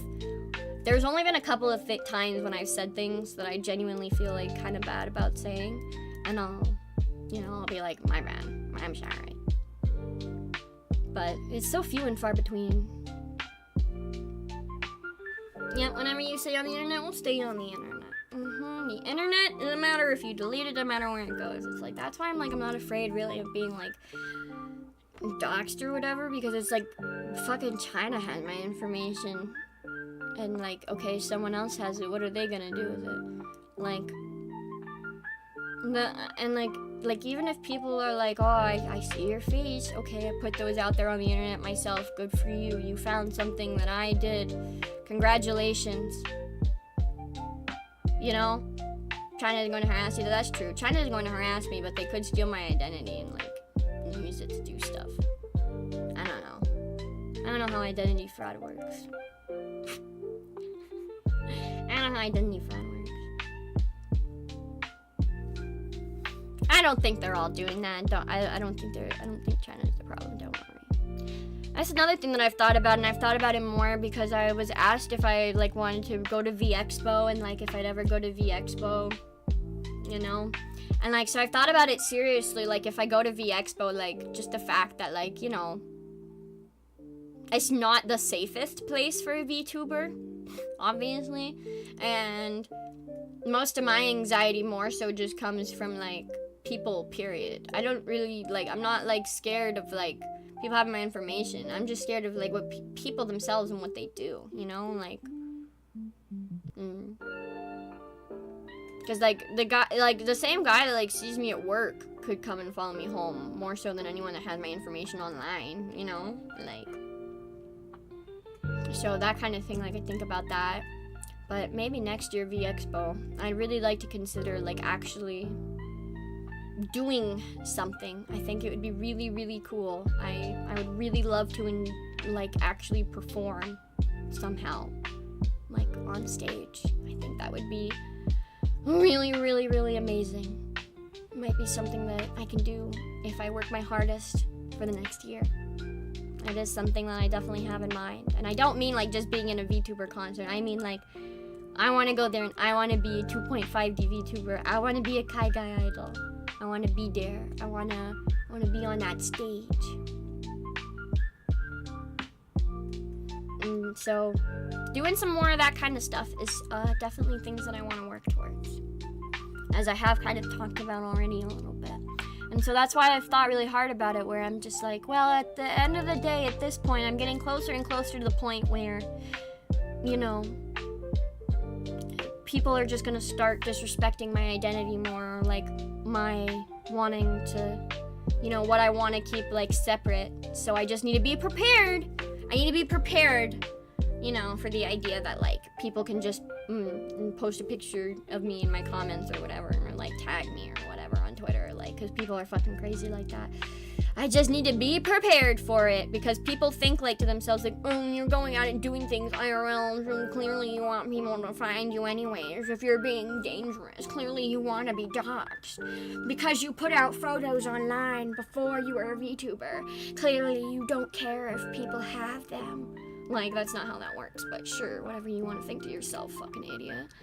But, you know, so, like, I just have to feel that and come to that realization that there are going to be people that are going to take pictures of me without my consent at the expo, right? There are people that are going to maybe post a picture of my face, even though they promise me that they're going to blur me and, like, you know, just do that. It happens, and it's just something I would totally have to be okay with, you know? I just do. And it's like, it is not the fear of like, oh no, they know who I am behind a VTuber.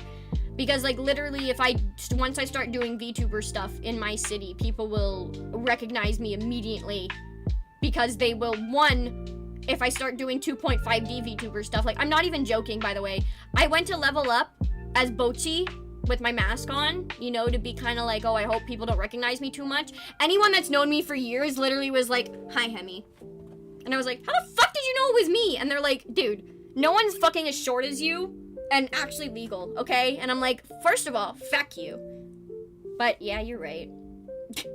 They were like, yeah, like, anyone that actually already knew me, like, it does not matter if they don't see my face. The second they see me and they hear me, because I have like a decent, no, I'm not recognizable, but like, I'm loud, okay? So if you hear me, you hear me. And like in the convention halls, if I'm going, oh my god, hello, oh my god! Like you fucking know that's me, especially if I'm like fucking small and like spazzing. Like people that know me.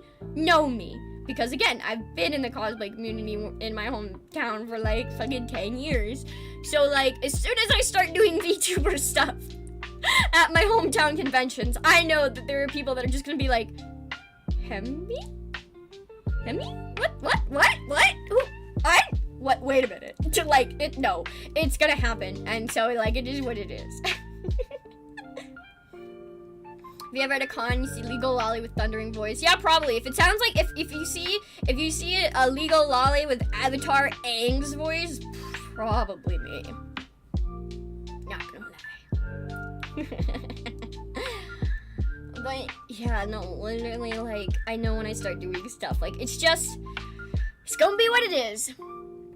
It's gonna be what it is. And I'm gonna have fun.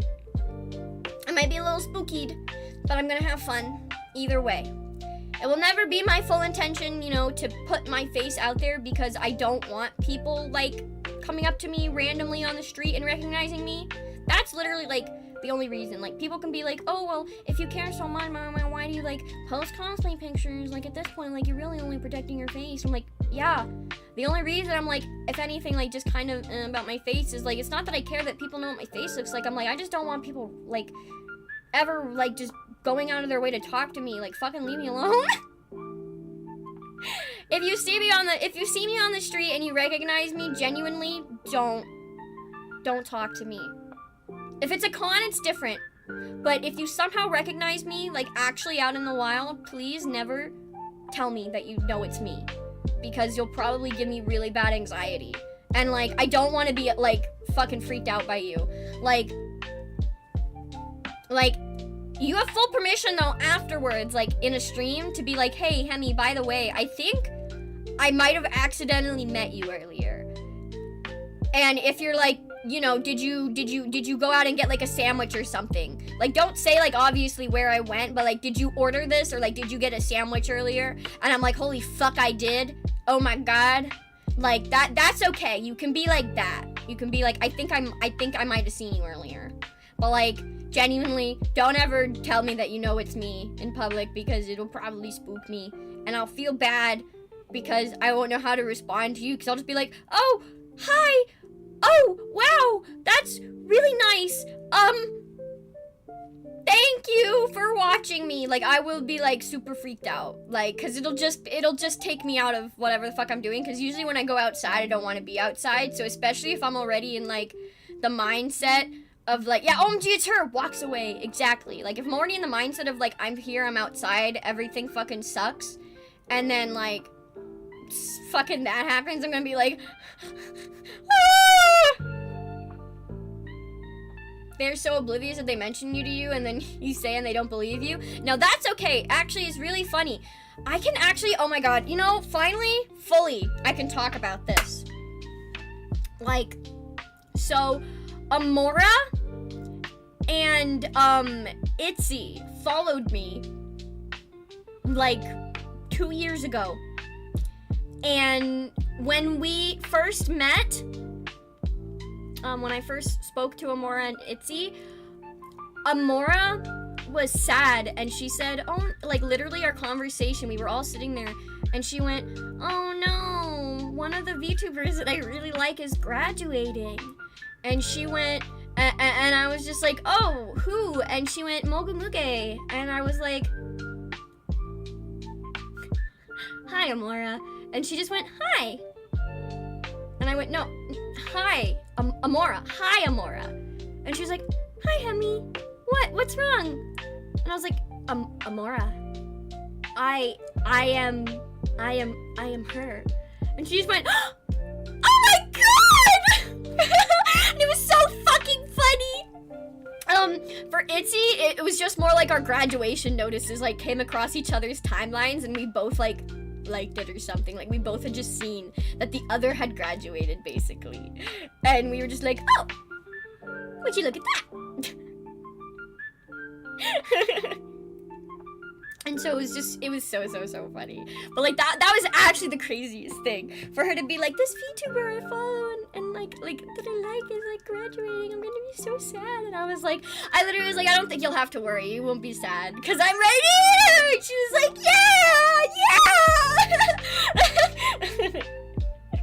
Oh, beautiful, wonderful Dink Juice Princess. I hope that I can hang out with her sometime again. Just off screen in my own time. I haven't really hung out with anyone or talked to anyone really except for Itzy. I've spoken to most of the other AN girls, ex-AN girls at this point now, yeah. Like, well, technically I guess I've spoken to everyone since then, but I really only, like, have had more conversations with, like, Itzy, Amora, and Kanye. I guess I can kind of say that now, but I don't know if I can. I don't know if I can say that out loud. Oops. Anyways, I actually just realized, I'm like, oh wait, maybe, no, but she like said it publicly, so like, yeah, but like, no. Yeah. Yeah, Amora's lore is pretty funny. She becomes her Oshi's child too. And then yeah, she wound up working with me. It was definitely very fun. It was very fun to find out. But yeah, I'd like to just be able to maybe just play some. I keep trying to play some Peak with them off stream. I keep trying, but I know like some of them are busy, or like, you know, just dealing with life, having things going on, and so it's understandable. But yeah, you know, I don't hate every memory, and I think that's important to say. But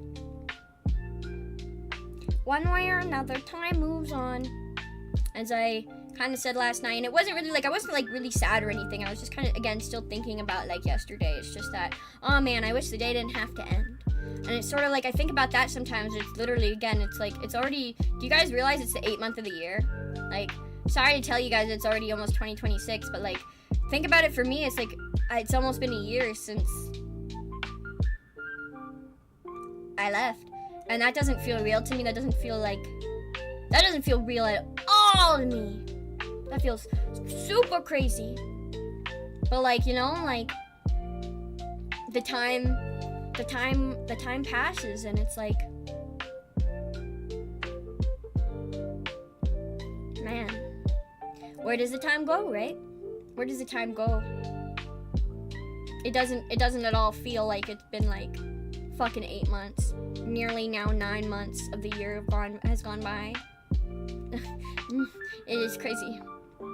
Yeah, I ate all the time. I ate it all. I have no more water. That was empty. I thought it had water in it, but it didn't. Time isn't real. I wish it wasn't real. But yeah. It's like, obviously, it's like, sometimes I think to myself where it's just like, oh man, it's been a year since I've like, you know, like really like spoken. Like in a voice call with like some of them, and I'm like, oh man. In the back of my head, I'm like, that's kind of crazy to think too. But then I'm like, again, it's like you have to move on in life, and you have to keep going. Cause it's like, you know,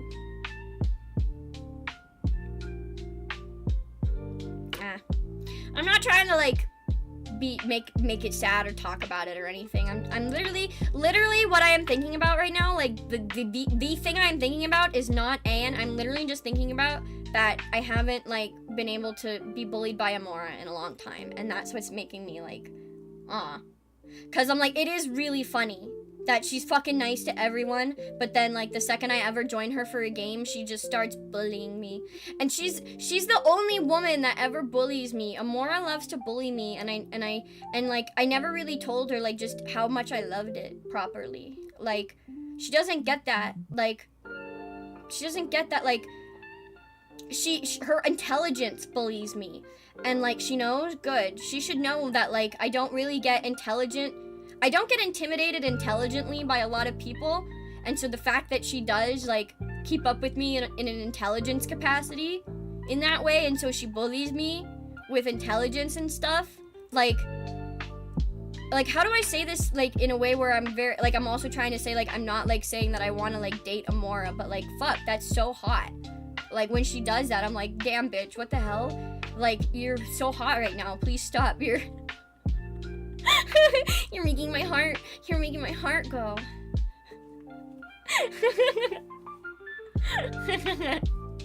Like I'm not trying to be like a goon, like a sussy pervert for Amora, but damn, when she bullies me,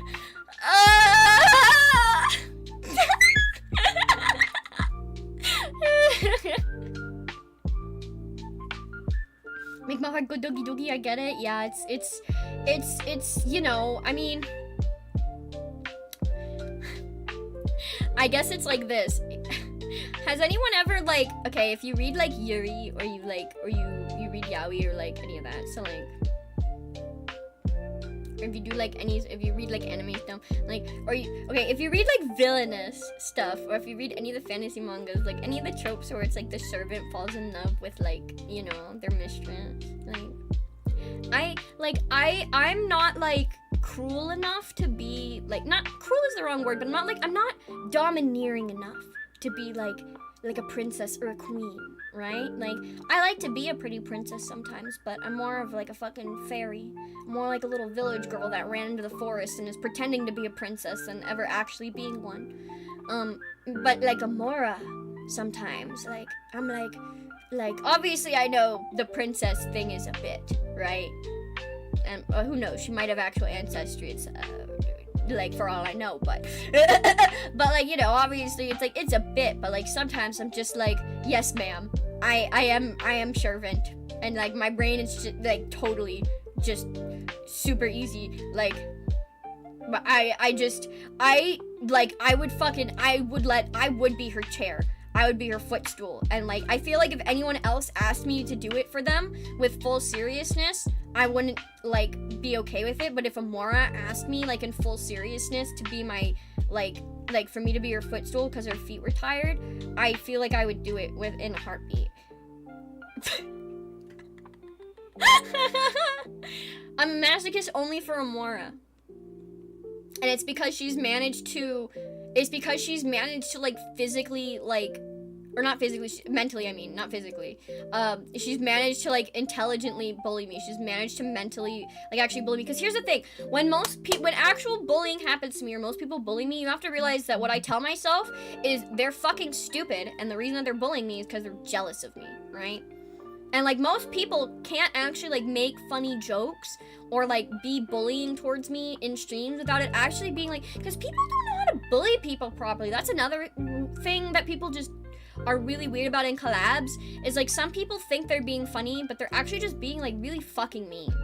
Like, and I've ran into so many of those, actually. So many people who think that like the thing that they think they're saying is funny. Like, I don't understand how to say this other than this. If you're making fun of the person themselves, that's not funny. It's not a joke. It doesn't matter if they joke about it or you think it's funny or you joke about yourself like that. You don't know what that other person's comfortable with. Do not joke about them. Don't joke about them or what they think or how they feel, because you don't know. Yeah, it's because they're that kind of content creator, so they make it. And so I'm just like, yeah, no. But like, Amora never once has done that. That is not the type of, like, she teases, and that's the difference. And she's actually good at it. She's actually good at it, and because it's an intelligence teasing, which most people cannot tease me with intelligence, not to like flip my hair or anything, but literally because like I just tend to know random things, and so or I will know about a thing, or I already will know the thing, so it's like I can't be teased over not knowing or not being able to do a thing. Like, I'm not trying to be like, I can do everything. Like, I can't, but I mean, like, literally, I don't really usually come across that kind of teasing. And so, like, to be bullied over Scrabble, or to be bullied over, like, you know, more intelligence-based skill stuff, I'm just like, ugh. Literally, she's like one of the few people that actually can do it and also teases me about it. It's not to say that she's the only one that can beat me in like in intelligence-based stuff. That's not what I'm saying. I'm saying she is the only person that I've encountered that can do it and also teases me like nicely and cutely and likes me. And so I'm like, fuck. Damn. I love you too, bitch. Nobody send this clip to Amora. Maybe you should. Somebody makes this into a compilation clip for Amora, and it's just how much Hemi misses Amora. Please don't, actually. Please don't. Like, if I get a fucking DM from her like that, I'm gonna actually, like, crash out. But you could send her a clip of you just being like, Amora's hot. That's funny. Good thing bullying is part of the culture. Yeah. I also think, and I'd like to say to you guys also especially, thank you guys for not being like an audience that's like super, like bully, I guess. Like, I think like we tease each other back and forth and we go like, we poke each other, but there isn't like, I've never had to be like, directly, you guys need to stop, like teasing me in chat. You know?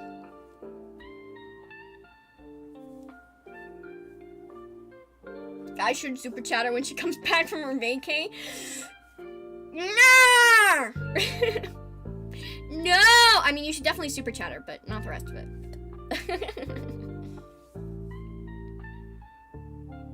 But yeah. Thank you guys for being, you know, just chill. Cause I do come with like the, I don't know, the natural tendency to not really take teasing very well, which is why I always knew like I wouldn't be able to handle that kind of audience. Like I knew I wouldn't be able to handle a chat that just went, oh my god, you suck at this game. Oh my god, you suck at this game. Like actually though, if I ever keep losing like a battle, and like if my chat was just filled with people going skill issue, I would stop the stream. I would be upset. Like, and I know that I'm a total bitch baby for that, but I actually would be. Like I would take the L on that. I would stop the stream. I would go, I'm a bitch baby and I'm being fucking rage baited. I need to stop. Like it would get me. I can't handle that kind of thing.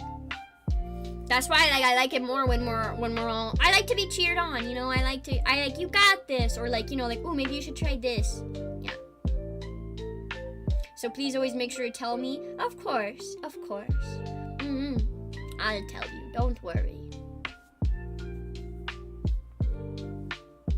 Yeah, if your reactions also aren't enjoyable, it doesn't encourage it. And I don't think I've ever given like a very great reaction to being like teased in games. Like I'll give other reactions to you guys, like being teased obviously, and I've been a little better at them. At trying to figure them out too, because I'm also, you know, sometimes I can't tell.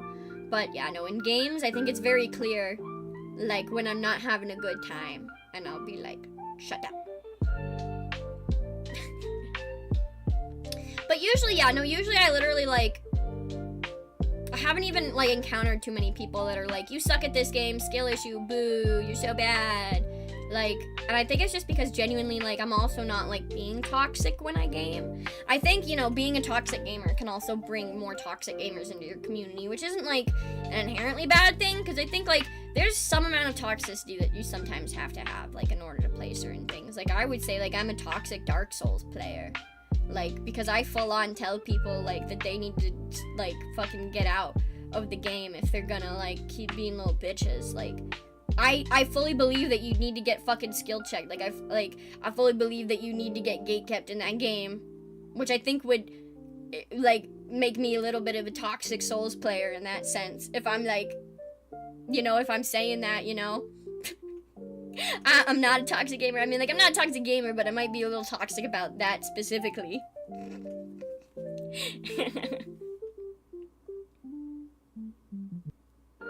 I think the only toxicity I have is, like, for, like, if you don't enjoy something, don't complain about it. Which isn't even toxicity, it's common sense. People just take it as toxicity because, so people take, like, I saw it on, like, Twitter or something, because whenever I talk about, like, anime, people are like, oh, Hemi, you shouldn't be an elitist. You know, you shouldn't be, like, I'm not, oh my god, like, someone actually said I was being an elitist the other day. And I'm like, do you know what a fucking elitist is? Actually, do you know what an elitist is? Because I am the furthest thing from an elitist. I believe that everyone should watch anime. I believe that everyone should watch anime and find the one that they enjoy. But I do think that if you're gonna be a fucking idiot that comes into like a series and then complains about the series and tries to tell everyone that likes the series that they're a pervert or they're this or they're that, you're fucking dumb and you need to get, like, I don't know, horse tranked, like, literally, and take it, like, they need to horse tranquilize you, drag you away, and, like, leave you in fucking Croatia. Like, I hate it so badly when people do that. Tourist. Don't be a fucking anime tourist. And if me actually legitimately hating anime tourists makes me a fucking elitist, fine, I guess. But, like, no. And I said it before, the reason why I hate tourists so much is because, like, yeah, they fucking ruin my niche. They ruined my fucking niche. They are ruining my niche. I don't want to sit there and be fucking criticized for my anime girls just because your dumb little, like, fucking plain ass wants to watch Friends. Go watch Friends! Go watch Friends! Fuck. Don't fucking watch go watch Friends and instead of coming into my harem anime and complaining about it. Go watch Friends or some shit if you want everyone to be fucking happy. Like, seriously. Tourists that spend money but end up leaving after a few years. I mean, like, whatever, man. Like, just leave. Fucking shut up and leave. If you feel like, you know, yeah, like, if you feel like, you know, like, whatever. If you feel like you wasted your money, say your shit and leave. Like, don't make it your whole personality. And actually, okay, seeing all the people on Twitter that have said, like, all the anime, like, content creators nowadays have been, like, only talking about the negativities about anime, I fucking actually agree.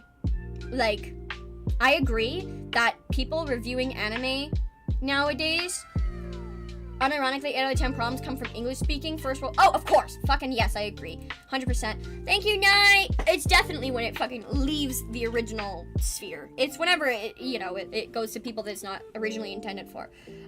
Is Hemi crashing out? No. I'm just saying I don't like anime tourists. I don't like anime tourists, and I don't like it when, like, I don't like it how they're fucking actually destroying, like, this niche and so many others. Like, the tourists that are like, I want to enjoy it, but you have to water it down for me because it's not enough for me, and because obviously they're like, we want to make more money, and we know you'll buy it anyway, and we also want other people to buy it that are outside of our dedicated fan base. They fucking do that shit. Bleh. Boo. It'd be dumb to call every larger audience a short-lived fad. I mean, it is. Company size to change too much to suit a larger audience, but much short-lived audience. Core audiences would have stuck around for decades, leaves because of that.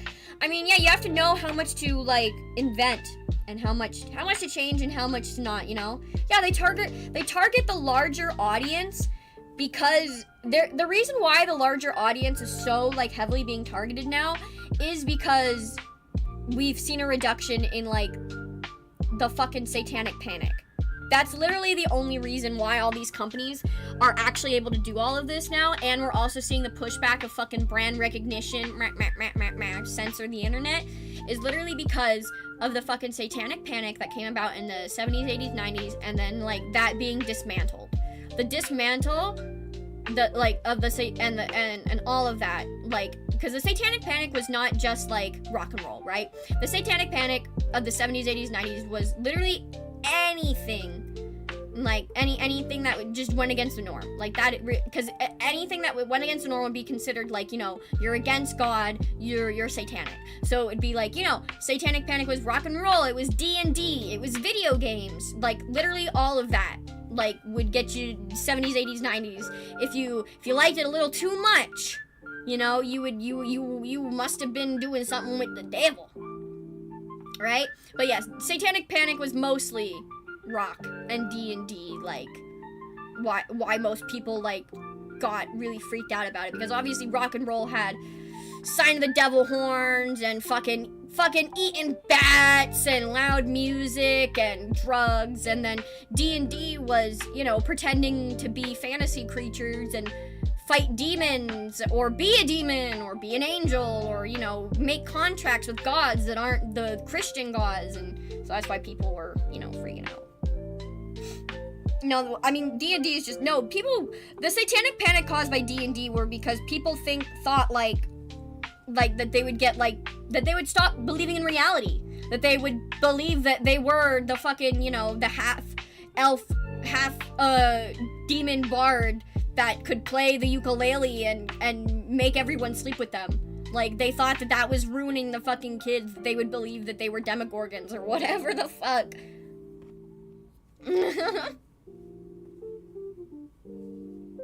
I like Sponsa because you can literally vote with your wallet. Yeah, no, Sponsa's a very good app, most definitely. Yeah, that's why I use it. I very much enjoy Sponsa. Generalization of things that were not allowed with traditional Christian values, even if not against it. I mean, yeah. The Satanic Panic was all like the things that just didn't align with the traditional Christian values, and just like anything that made people warp with it too much. So rock and roll, playing video games, doing all that being too much, because obviously, you know, you weren't going to work and you weren't supporting your family. Like all of that could put you in the field of that.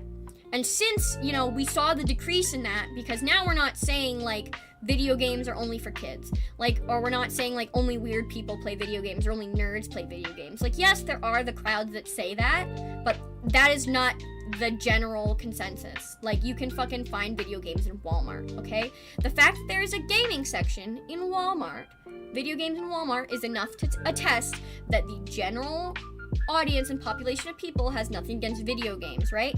And because of that's why, like, we see this now, right? Because they don't need to depend on their dedicated fan base to sell their sales. They can hope that at least, sure, they might drop one dedicated fan, but they'll still make a sale from some fucking rando who sees it and grabs it.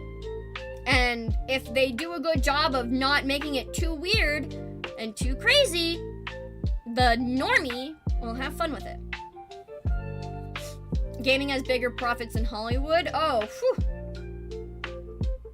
Oh yeah, don't even get me started. I mean, like, gaming and media and content like that is such a, it's all so much because of like what can be done with it, and what.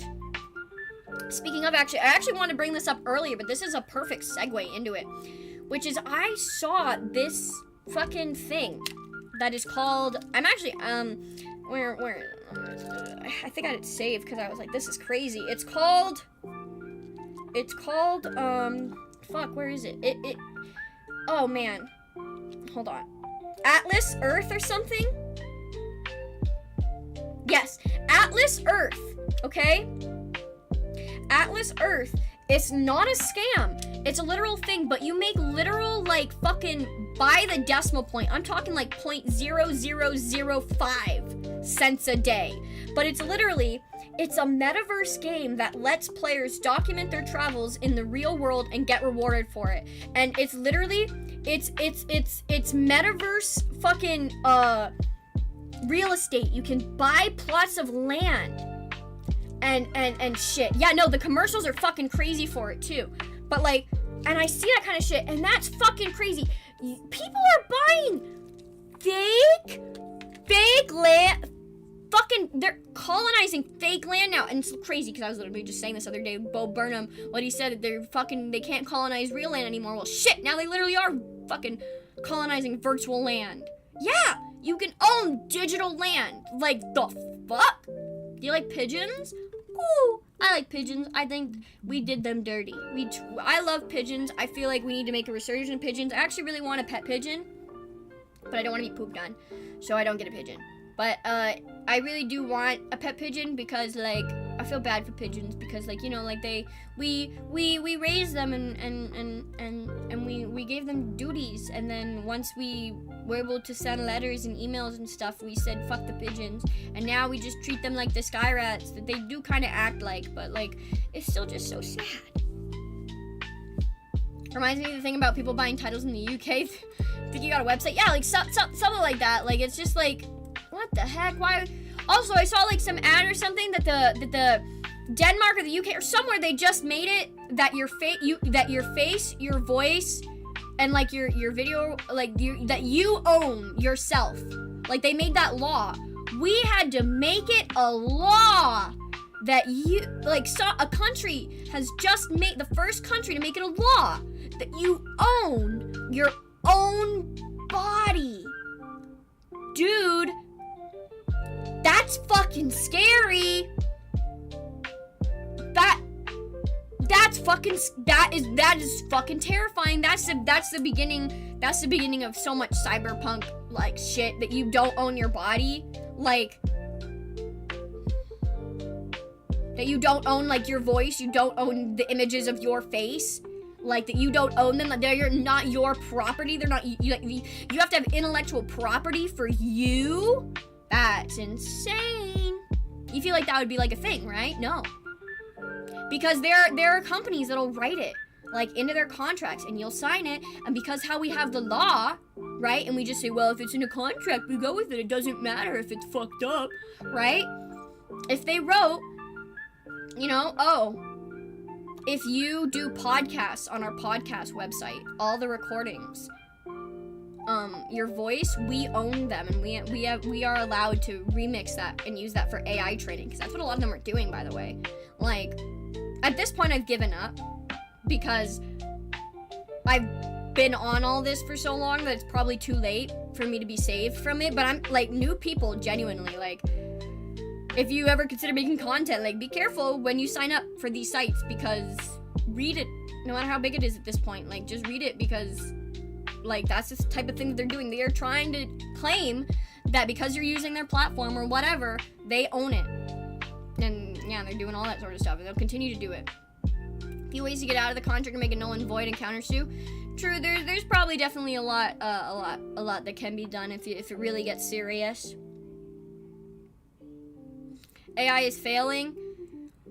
I wish it would fail a little bit more, a little faster, a little harder. iTunes said in its terms you can't use their software for nuclear weapons. That's fucking crazy. What the hell? iTunes, you can't, if you're making nuclear weapons, you're legally not allowed to listen to us in your garage. If you use iTunes while you're making nukes in your garage, you can get sued.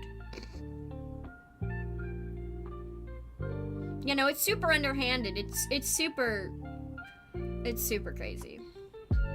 And that's the kind of stuff that these corporations will do, man.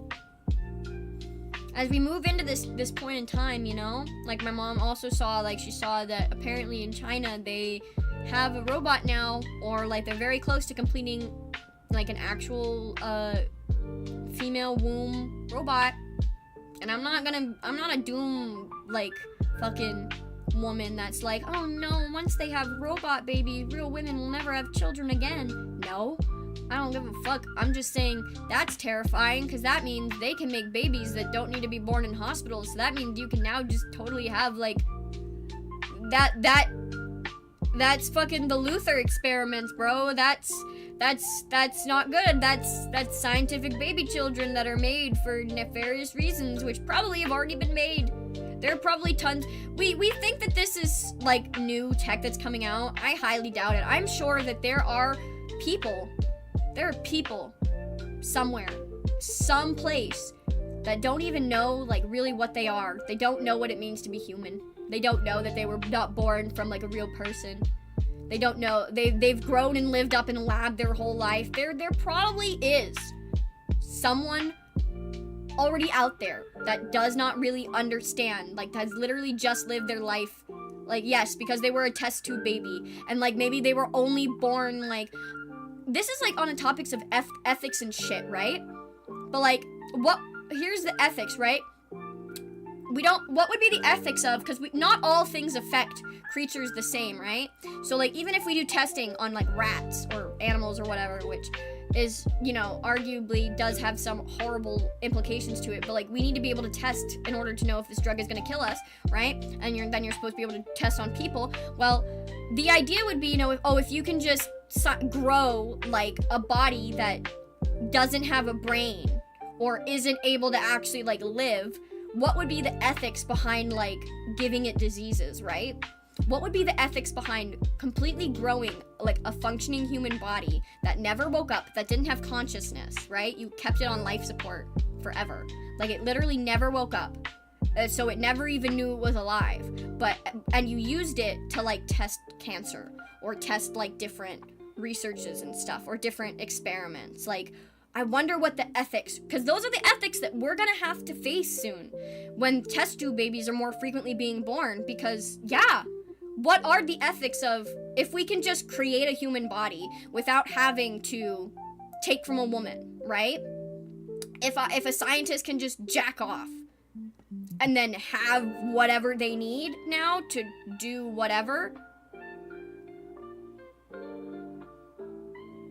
yeah, that can't hold a conscious mind and only function. Well, that's the thing, is we would have to know like what affects consciousness, because you wouldn't want, because like you wouldn't want to just have like, you would have to know like how would you, but then it would be like, oh well, how would you ever test if a drug makes you sleepy, right? If the body's always asleep, how would you know how it affects like that, right? So then it would be, what would be the ethics behind having people and having humans that are born from test tubes strictly for the purpose of like testing and making sure so we can actually advance science? What would be the ethics behind that? They already do that? I know. I mean like I don't know like to what extent like they fully do that. Like that they're like real actual like people like that could think to themselves, ow, this hurts. I don't want to be here anymore. This is scary, you know? All they're doing is you know, testing on me. True. Tested on humans, they would need to be recognized as humans. So, man.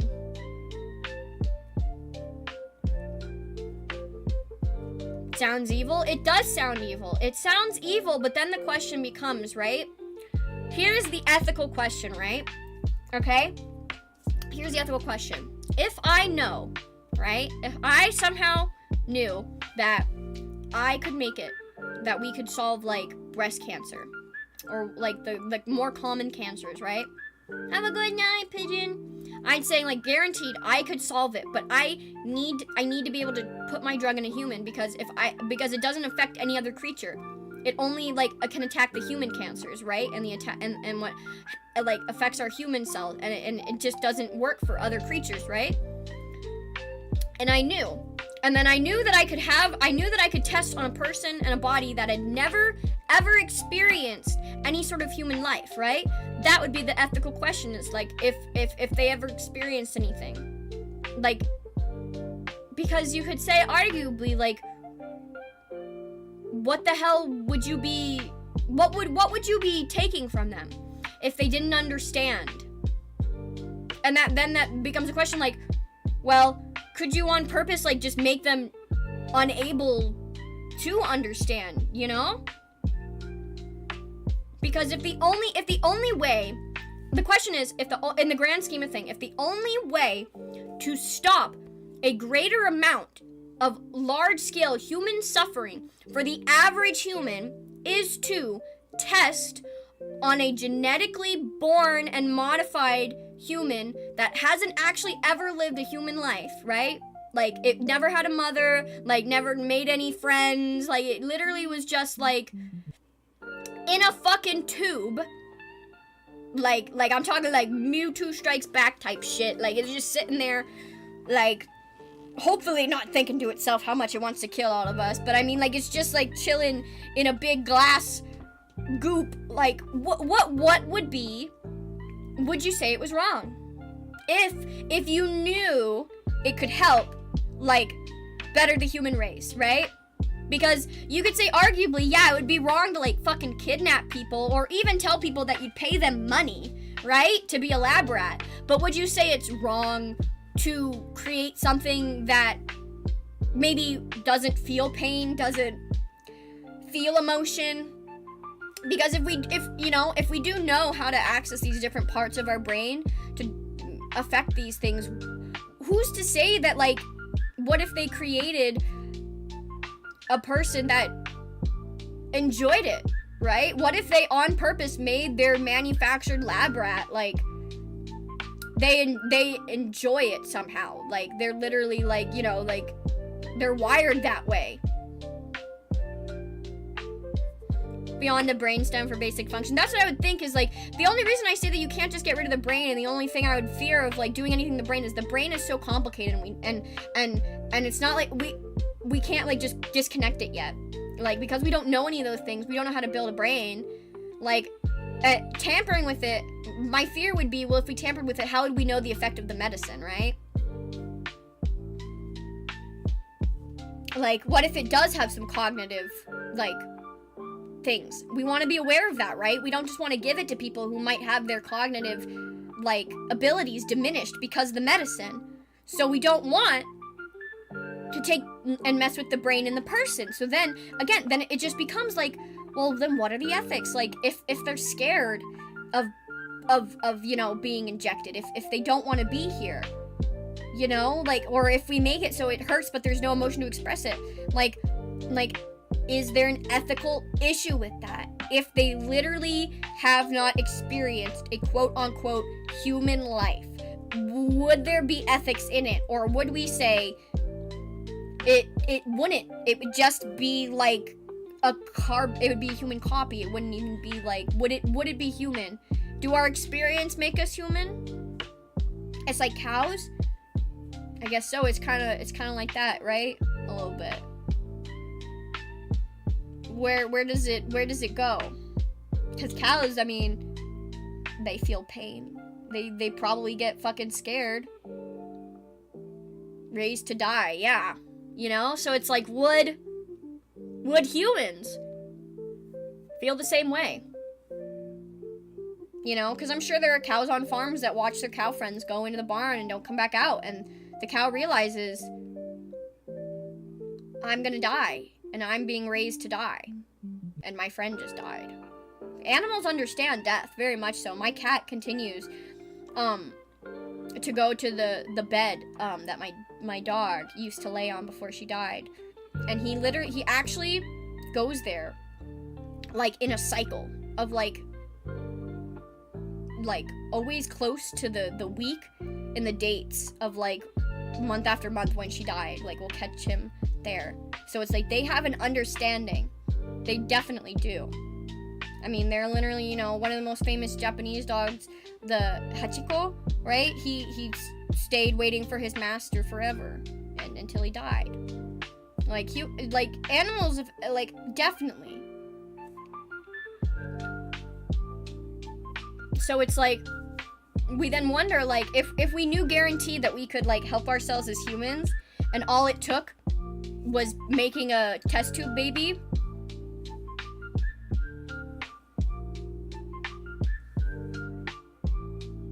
you know, like,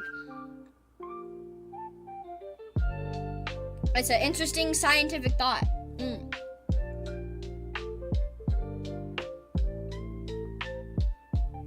Good examples of the story of feral children and stuff, but they were given the same freedoms and stuff as any normal person. Yeah, so I mean, I guess you'd be like, but I still feel like that's different too, though.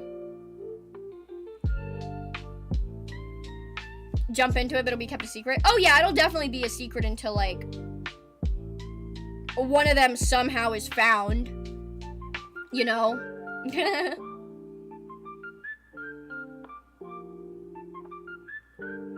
It's a crazy thought. It's a crazy thought to have. I definitely, like, these are the sort of little things that wind up coming across my mind all the time. these little random little deep thoughts that go deeper and deeper deeper down the rabbit hole.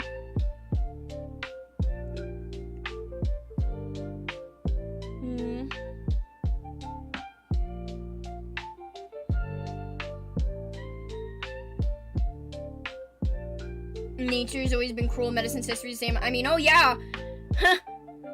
The reason we had to get ethics and shit is because they were fucking tearing people's bodies up for science. And they were like, hey, maybe don't do that. You know?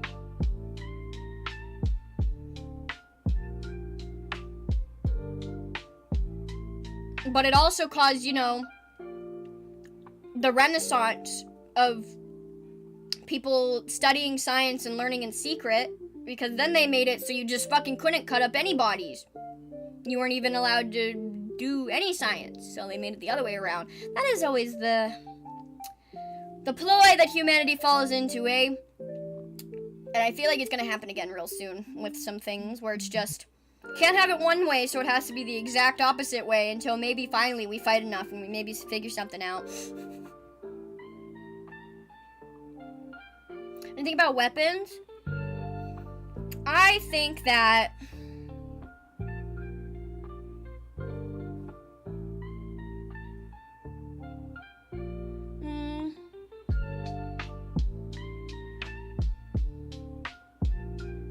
no, it's okay. Weapons, I think because I did kind of talk to my mom about it also a little earlier too, where I thought to myself, where it's like, you know, we can't militarize like the police or a large group of people because of the fact that they would use those big weapons to take advantage of other people. But then because we also can't have big weapons to protect ourselves, we allow evil so easily, because we're scared of getting hurt, because we can't defend ourselves because we aren't able to have those big weapons. I think every scientific discovery is going to be used for good and for bad, for good and for evil. I feel like, you know, the most a scientist can do, is ever just try to keep their work out of the worst possible hands. But, you know, Japanese police don't have weapons but also don't need them. Yeah, see, fair. UK citizens have weapons, so police UK need them. Yeah, that is definitely why we need weapons in the United States, is like, you know, like the people have weapons. But then it's also, right, the question is like, you say that about Japan, but then it's also like, well, they still have a problem with the Yakuza. They still have people that have things illegally. You can't just get rid of things, and that's sort of the hard part, you know?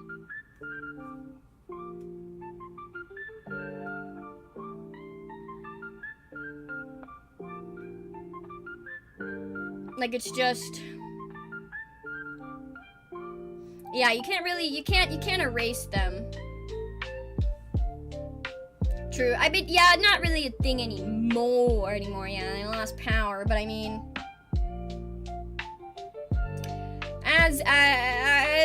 you never know how things could be. Well, I feel like police stopped them. Hey, look at that, at least they actually did their job. I didn't realize that they'd actually finally, like, crack down on them. Super secret Japanese police have weapons. Okay, yeah, see? It's like, yeah, super secret police. Yeah.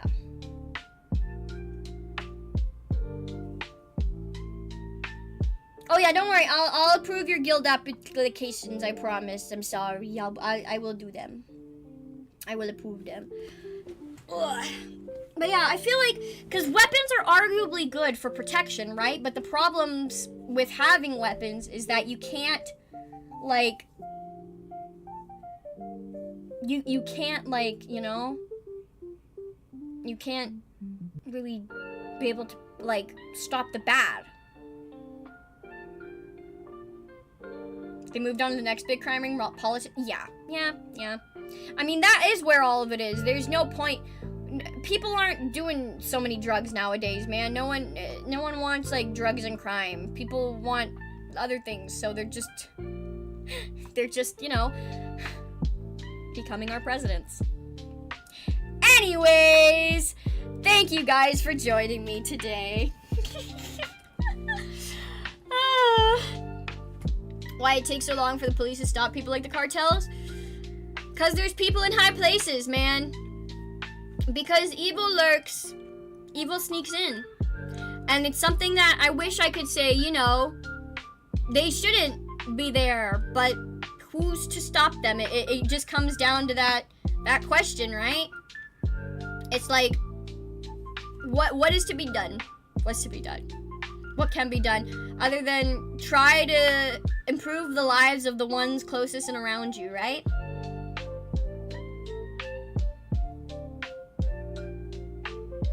Yeah, I mean, people that do good will do good, and the people that will do bad will do bad. And it sucks that we have to live in a world where we require laws and we require, like we need to be told don't kill people, you know? We need to be told don't steal. We need to be told don't do these things. It's unfortunate, but, you know, as the video we watched earlier shows, just, it's habits of our evolutionary path, and they're things that we as humans have not moved on from because we cannot see the future. And a lot of people refuse to look into the future as well. And that's really why we can't really do much with it. Ironically, the more you make things illegal, you make a bigger black market for it. So, yeah. People need something more other than the laws. Yeah, that is why religion was started in that sense. Well, because religion was before laws. That's really what it is. It's like religion was much more in place before laws, because religion had to be like, well, it's your morals, right? You could shame someone for not doing like those things. You could be like, it's your morals. It's not like you're just against the law that some random rule some guy made. No, you're going against what it means to be a good person. But then, of course, religion became fucking mega church, and they saw the opportunity in making money for Jesus. And so it's like, yeah, if religion had stayed, be a good person, right? Like, and that's also kind of like the big difference in some of the religions. Yeah, sounds like a cult. Modern religion is a cult, all right? Modern religion is a cult in the way that we actually, like, define it as. And it's funny because we used to call religions cults in ancient Greece and stuff. Like, we literally did all that. The laws, some of them predate religion. Okay, I didn't know that.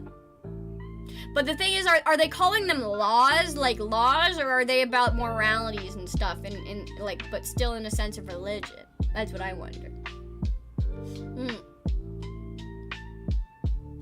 True. Yeah, law is more, I guess, for punishment. That's really why laws were created, because religion was like, oh, if you do these bad things, you'll be punished when you die, right? But we needed something to punish them while they're alive, so that's why we made laws. So we made God, so we could say, you know, you don't want your next life to suck. Oh yeah, Sumerian religion is oldest. I know Christianity, by the way, is not the oldest religion. I am not saying that I'm talking about modern Christianity in this sense. I am very well aware that there's been a lot of religion is a very, very, very, very long, yeah, and Sumerian law was religious law. Yeah, it's sort of like they're one and the same, is sort of like how I understood it, Beth. So it's more so like laws like really became split and more of a thing like when we got to democracy. Like in Athens is sort of like, or like ancient China maybe when they did Confucianism, wasn't it? Confucianism is like laws and morality and stuff, like fuck you, obey the law. Like coming up like that sort of stuff is when that really the pharaoh was God informed. Yeah, like yeah. So it was more of one and the same.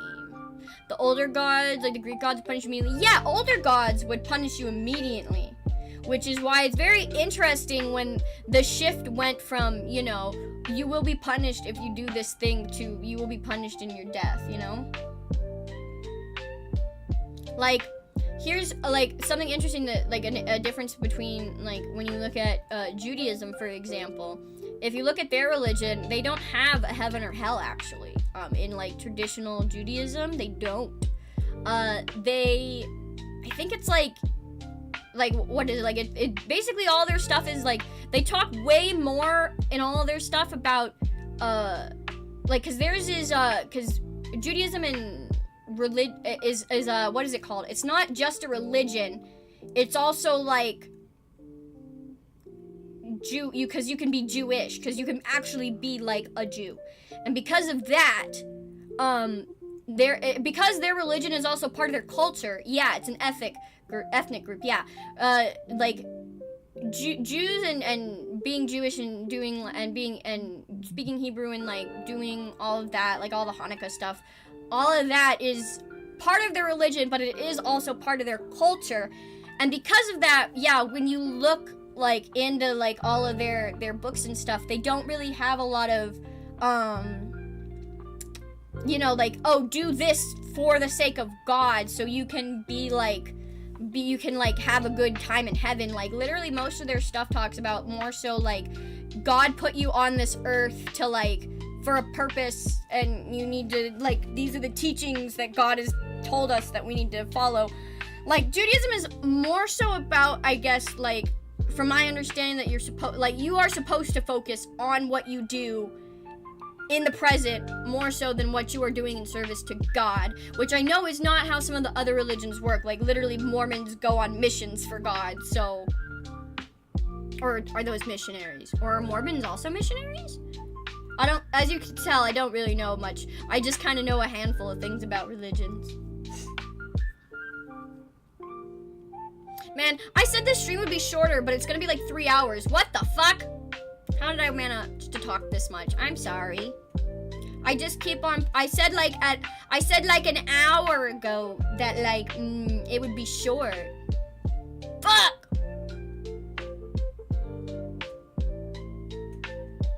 Oops. Oopsies. Oopsies. I'm not really good with Zatsudan. I don't like them very much. I don't think I'm very good. Like, I don't know. I feel like I like to yap, but I also feel like no one wants to hear me. Like, does that make sense? Like, people want to hear me, but they don't. Like, no, who the fuck wants to hear my opinions? Who the fuck wants to hear what I want to say? Like I don't know why. Does that make sense? Like, what's the point of me talking? What's the point? Wouldn't you rather not hear about, like, shitty stuff or, like, confusing stuff or, like, my opinions on, like, whatever? Like, why do you fucking care? I guess I don't get it. I literally don't get it.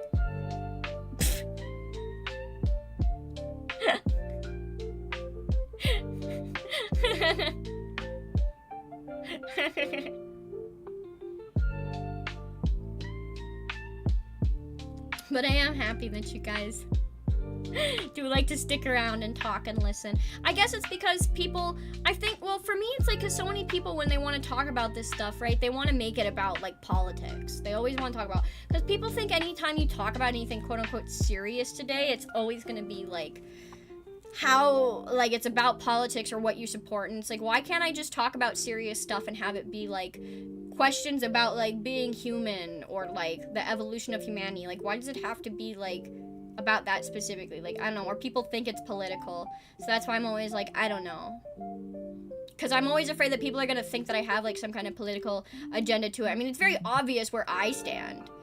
I mean, I hope, and I hope, okay, actually no, I should probably say it very, very, very bluntly, because it's not very obvious. Fuck all politics, okay? I don't care if the things that I say, like, go more on one side or the other, you know?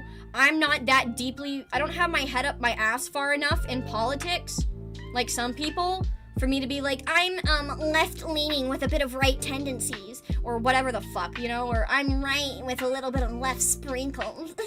Like, whatever the fuck, like, I don't, or I'm mid, or I'm Green Party, I don't fucking know, I don't care. Like, I don't have that in mind. Like, so anything that I say, like, if I say, you know, like, fuck the president of the, like, certain places, right, or fuck the king, or fuck this, or fuck that, it's because of who they are as a person, not because of their politics, alright? Like, if I say fuck some person, it's because I don't like who they are. It's because I don't like them. I got nothing to do with their politics. You know? They only hear subjective from the news. Yeah, they only hear, like, subjective news stuff. And I'm like, fuck all that, man. I just want to talk about stuff, and it doesn't have to be political. I mean, yeah, all stuff, I guess, is political. It is political, but it's just people don't know how to talk. I guess. I don't know.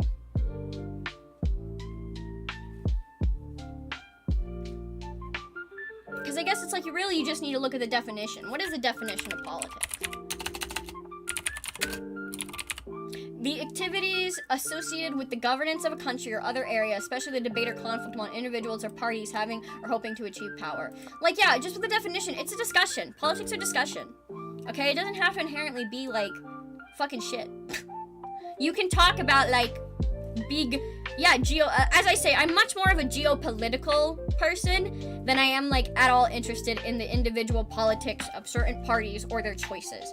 Because I am literally someone, And I go on, and some people think this is silly to say, right? Because people say, oh, well, you don't want those kinds of people growing up with that sort of thing. But here's the thing, okay? Look, the world is so big. There are so many different kinds of people. I'm so tired of the fighting of, you know, we should have it this way or the other way. I would rather exist in a world where I can go to one kind of school that teaches me about, like, the earth being round, and then you can send your fucking kids to the earth is flat school, you know? Like, I feel like if we all shut the fuck up and just allowed whatever to exist, but then that's the thing is, like, if we allow everything, then we have all this chaos, and, like, that's why we have rules and regulations, right? And it's like, well, if we let a bunch of people that are being taught things that obviously aren't true, you know, into our society, then we're just stuck with a bunch of dumb people, and that's why we have these problems. Because the earth isn't fucking flat! But, I mean, that's a really bad idea. Okay, for example, a school that allows, like, traditional Christian teachings along with accurate, like, public school scientific stuff, right? Like, stuff like that. Stuff, like, they made it so, you know, they made it so, oh, the things that are in science don't conflict with God. Because, like, really, if you're actually someone that subscribes to religion and, like, is a real, actual person with a brain, you would realize that religion and a lot of the things that have to do with God, especially in the ancient world, actually had to do with understanding science. Like, why the fuck do you think they went, the seas are angry, it must be Poseidon, the sky is angry, it must be Zeus. Like, literally, like, that's why people, like, not understanding that science and religion are inherently actually, like, super intertwined. Like, yeah, no, religion actually can be better understood through science, which is actually, this is, like, really random to bring up, but if you haven't seen the anime Orb, guys, you should totally watch that. Totally watch that with this discretion, especially, like, of science and religion. Orb is literally, it's all about, how, like, it's a fictional story, obviously, but it's the fictional, creation story of how supposedly,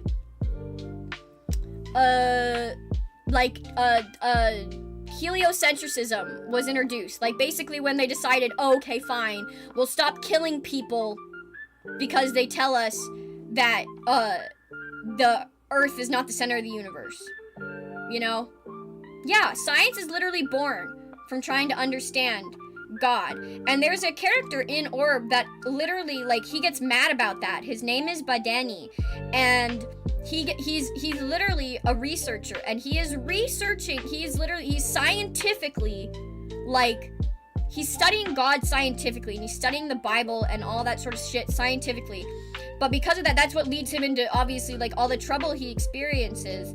Have I finished it? Oh yeah, it was super duper good. And the reason why, like, he gets into all that trouble is, but he winds up telling them, like, when he's, like, at one point, like, gets in trouble for it, he's like, I'm not telling you guys that God doesn't fucking exist. I'm not telling you guys that. I'm telling you guys that what you're saying about him, though, is wrong. And you guys are being disrespectful. You guys are misinterpreting God. Like, did the anime give the ending where the kid in the first story is alive? Technically, yes. Technically, he is alive. Yes. It's weird. If you can kind of yeah. I'll definitely maybe have to. We might have to put it in the Discord or do, like, Twitch watch along for it, because it's definitely worth it. It's very good. It's not incredibly long, you know. It's not a super long ongoing series. It only had, like, you know, its thing. It had its story to tell. And it's very, very good. And it's literally all about that, because, like, it pulls you through several different, like, characters, all with their own ideas of God and science and the way that the world works. So it's a very interesting show, because they like, I don't know, like, they just, the way that show, like, the way that whole series is put together, and the way that they they go about, like, having the characters interact and, like, just go for their passions and for their promises and how things pass through the world from one hand to another. It's an amazing story that also makes you sit and think a little bit, like, about, like, all of it. Yeah. Yeah, how they didn't connect the God created the stars, I don't know, right? Like, yeah, like, no, it's just very interesting. Very, very interesting anime. Orb! The movements on Earth. It is a 10 out of 10. It is 100% worth the watch. I would never give you not peak. No, sir, no, sir. No, no, no, no, no. Also, if you guys haven't watched Taco P's Original Sin yet, okay? I can guarantee you all now that yes, it is a sad story. Taco P's Original Sin is sad, but it does kind of have a happy ending, question mark. It definitely, it's got its bumpy road, but I would say arguably the ending is a happy one. Yeah, short but sweet. It's a short but sweet ending. The author is very good with these endings because I also read their one-shot, Fighting Girls. They have a very good job of producing endings where it doesn't feel like everything is great, but it doesn't feel like everything is awful. So it's like, it's really good. They're definitely the kinds of endings that are realistic rather than shonen, you know, the hero saved the world type of story. And there's a place for it in everything, right? There's a place for it in everything. I think if Taco P's Original Sin had it all ended with, like, Taco P fixing everything and making everything amazing and that everyone was happy like he wanted, it wouldn't have been anywhere as good of a story as it turned out being. So, yeah. Definitely check those two out if you haven't. Those are some of my recommendations for you. I'm also, I'm going back and I'm watching some older anime myself right now because I'm just so sick of some of the crap that's been coming out. So, I'm gonna try and, because I'm getting back my strength and I've been able to, like, very, like, successfully, if you guys haven't noticed, pretty much every day stream, and maybe I take, like, a day off sometimes, but, like, I'm actually pretty comfortable in, like, my schedule right now and my timing and, like, and how I feel. And so I think, like, I definitely want to start doing, like, where we do some streams and then we go and we watch some anime together. I think that might be fun to do some of the times. I was considering before putting it before my YouTube streams, but I think it would be best to do YouTube stream first and then we go and watch some anime, because it'll probably be better just to, you know, chill and relax at the end with some anime. That won't be today, though, and I will actually go now. I will actually go now because I'm gonna go and take a shower and then head to Ezra's, say hi to Ezra for their birthday. Alrighty, everybody. I wonder, I think Ezra's on Twitch, so I can't raid them, unfortunately, but let's see, where will we send everyone today? We will talk more. Okay, I promise, guys. You guys want another stream like this? Comment on this video if you want. I'm gonna be a YouTuber right now. Put a comment in the comment section that you like this video if you want to see more. Yeah! And I'm gonna send you all to, let's see. Yeah, hit that notification bell that never fucking works. Let's go say hi.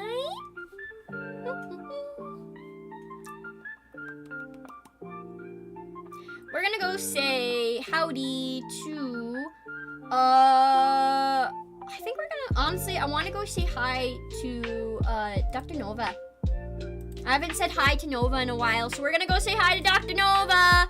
Alrighty, everybody. I'll see you guys tomorrow. Thank you guys so much for joining me today. I hope you have a good rest of your day. Hope you have a good night, a good morning, everything that's going on. And yeah, this time, actually, I'm going now.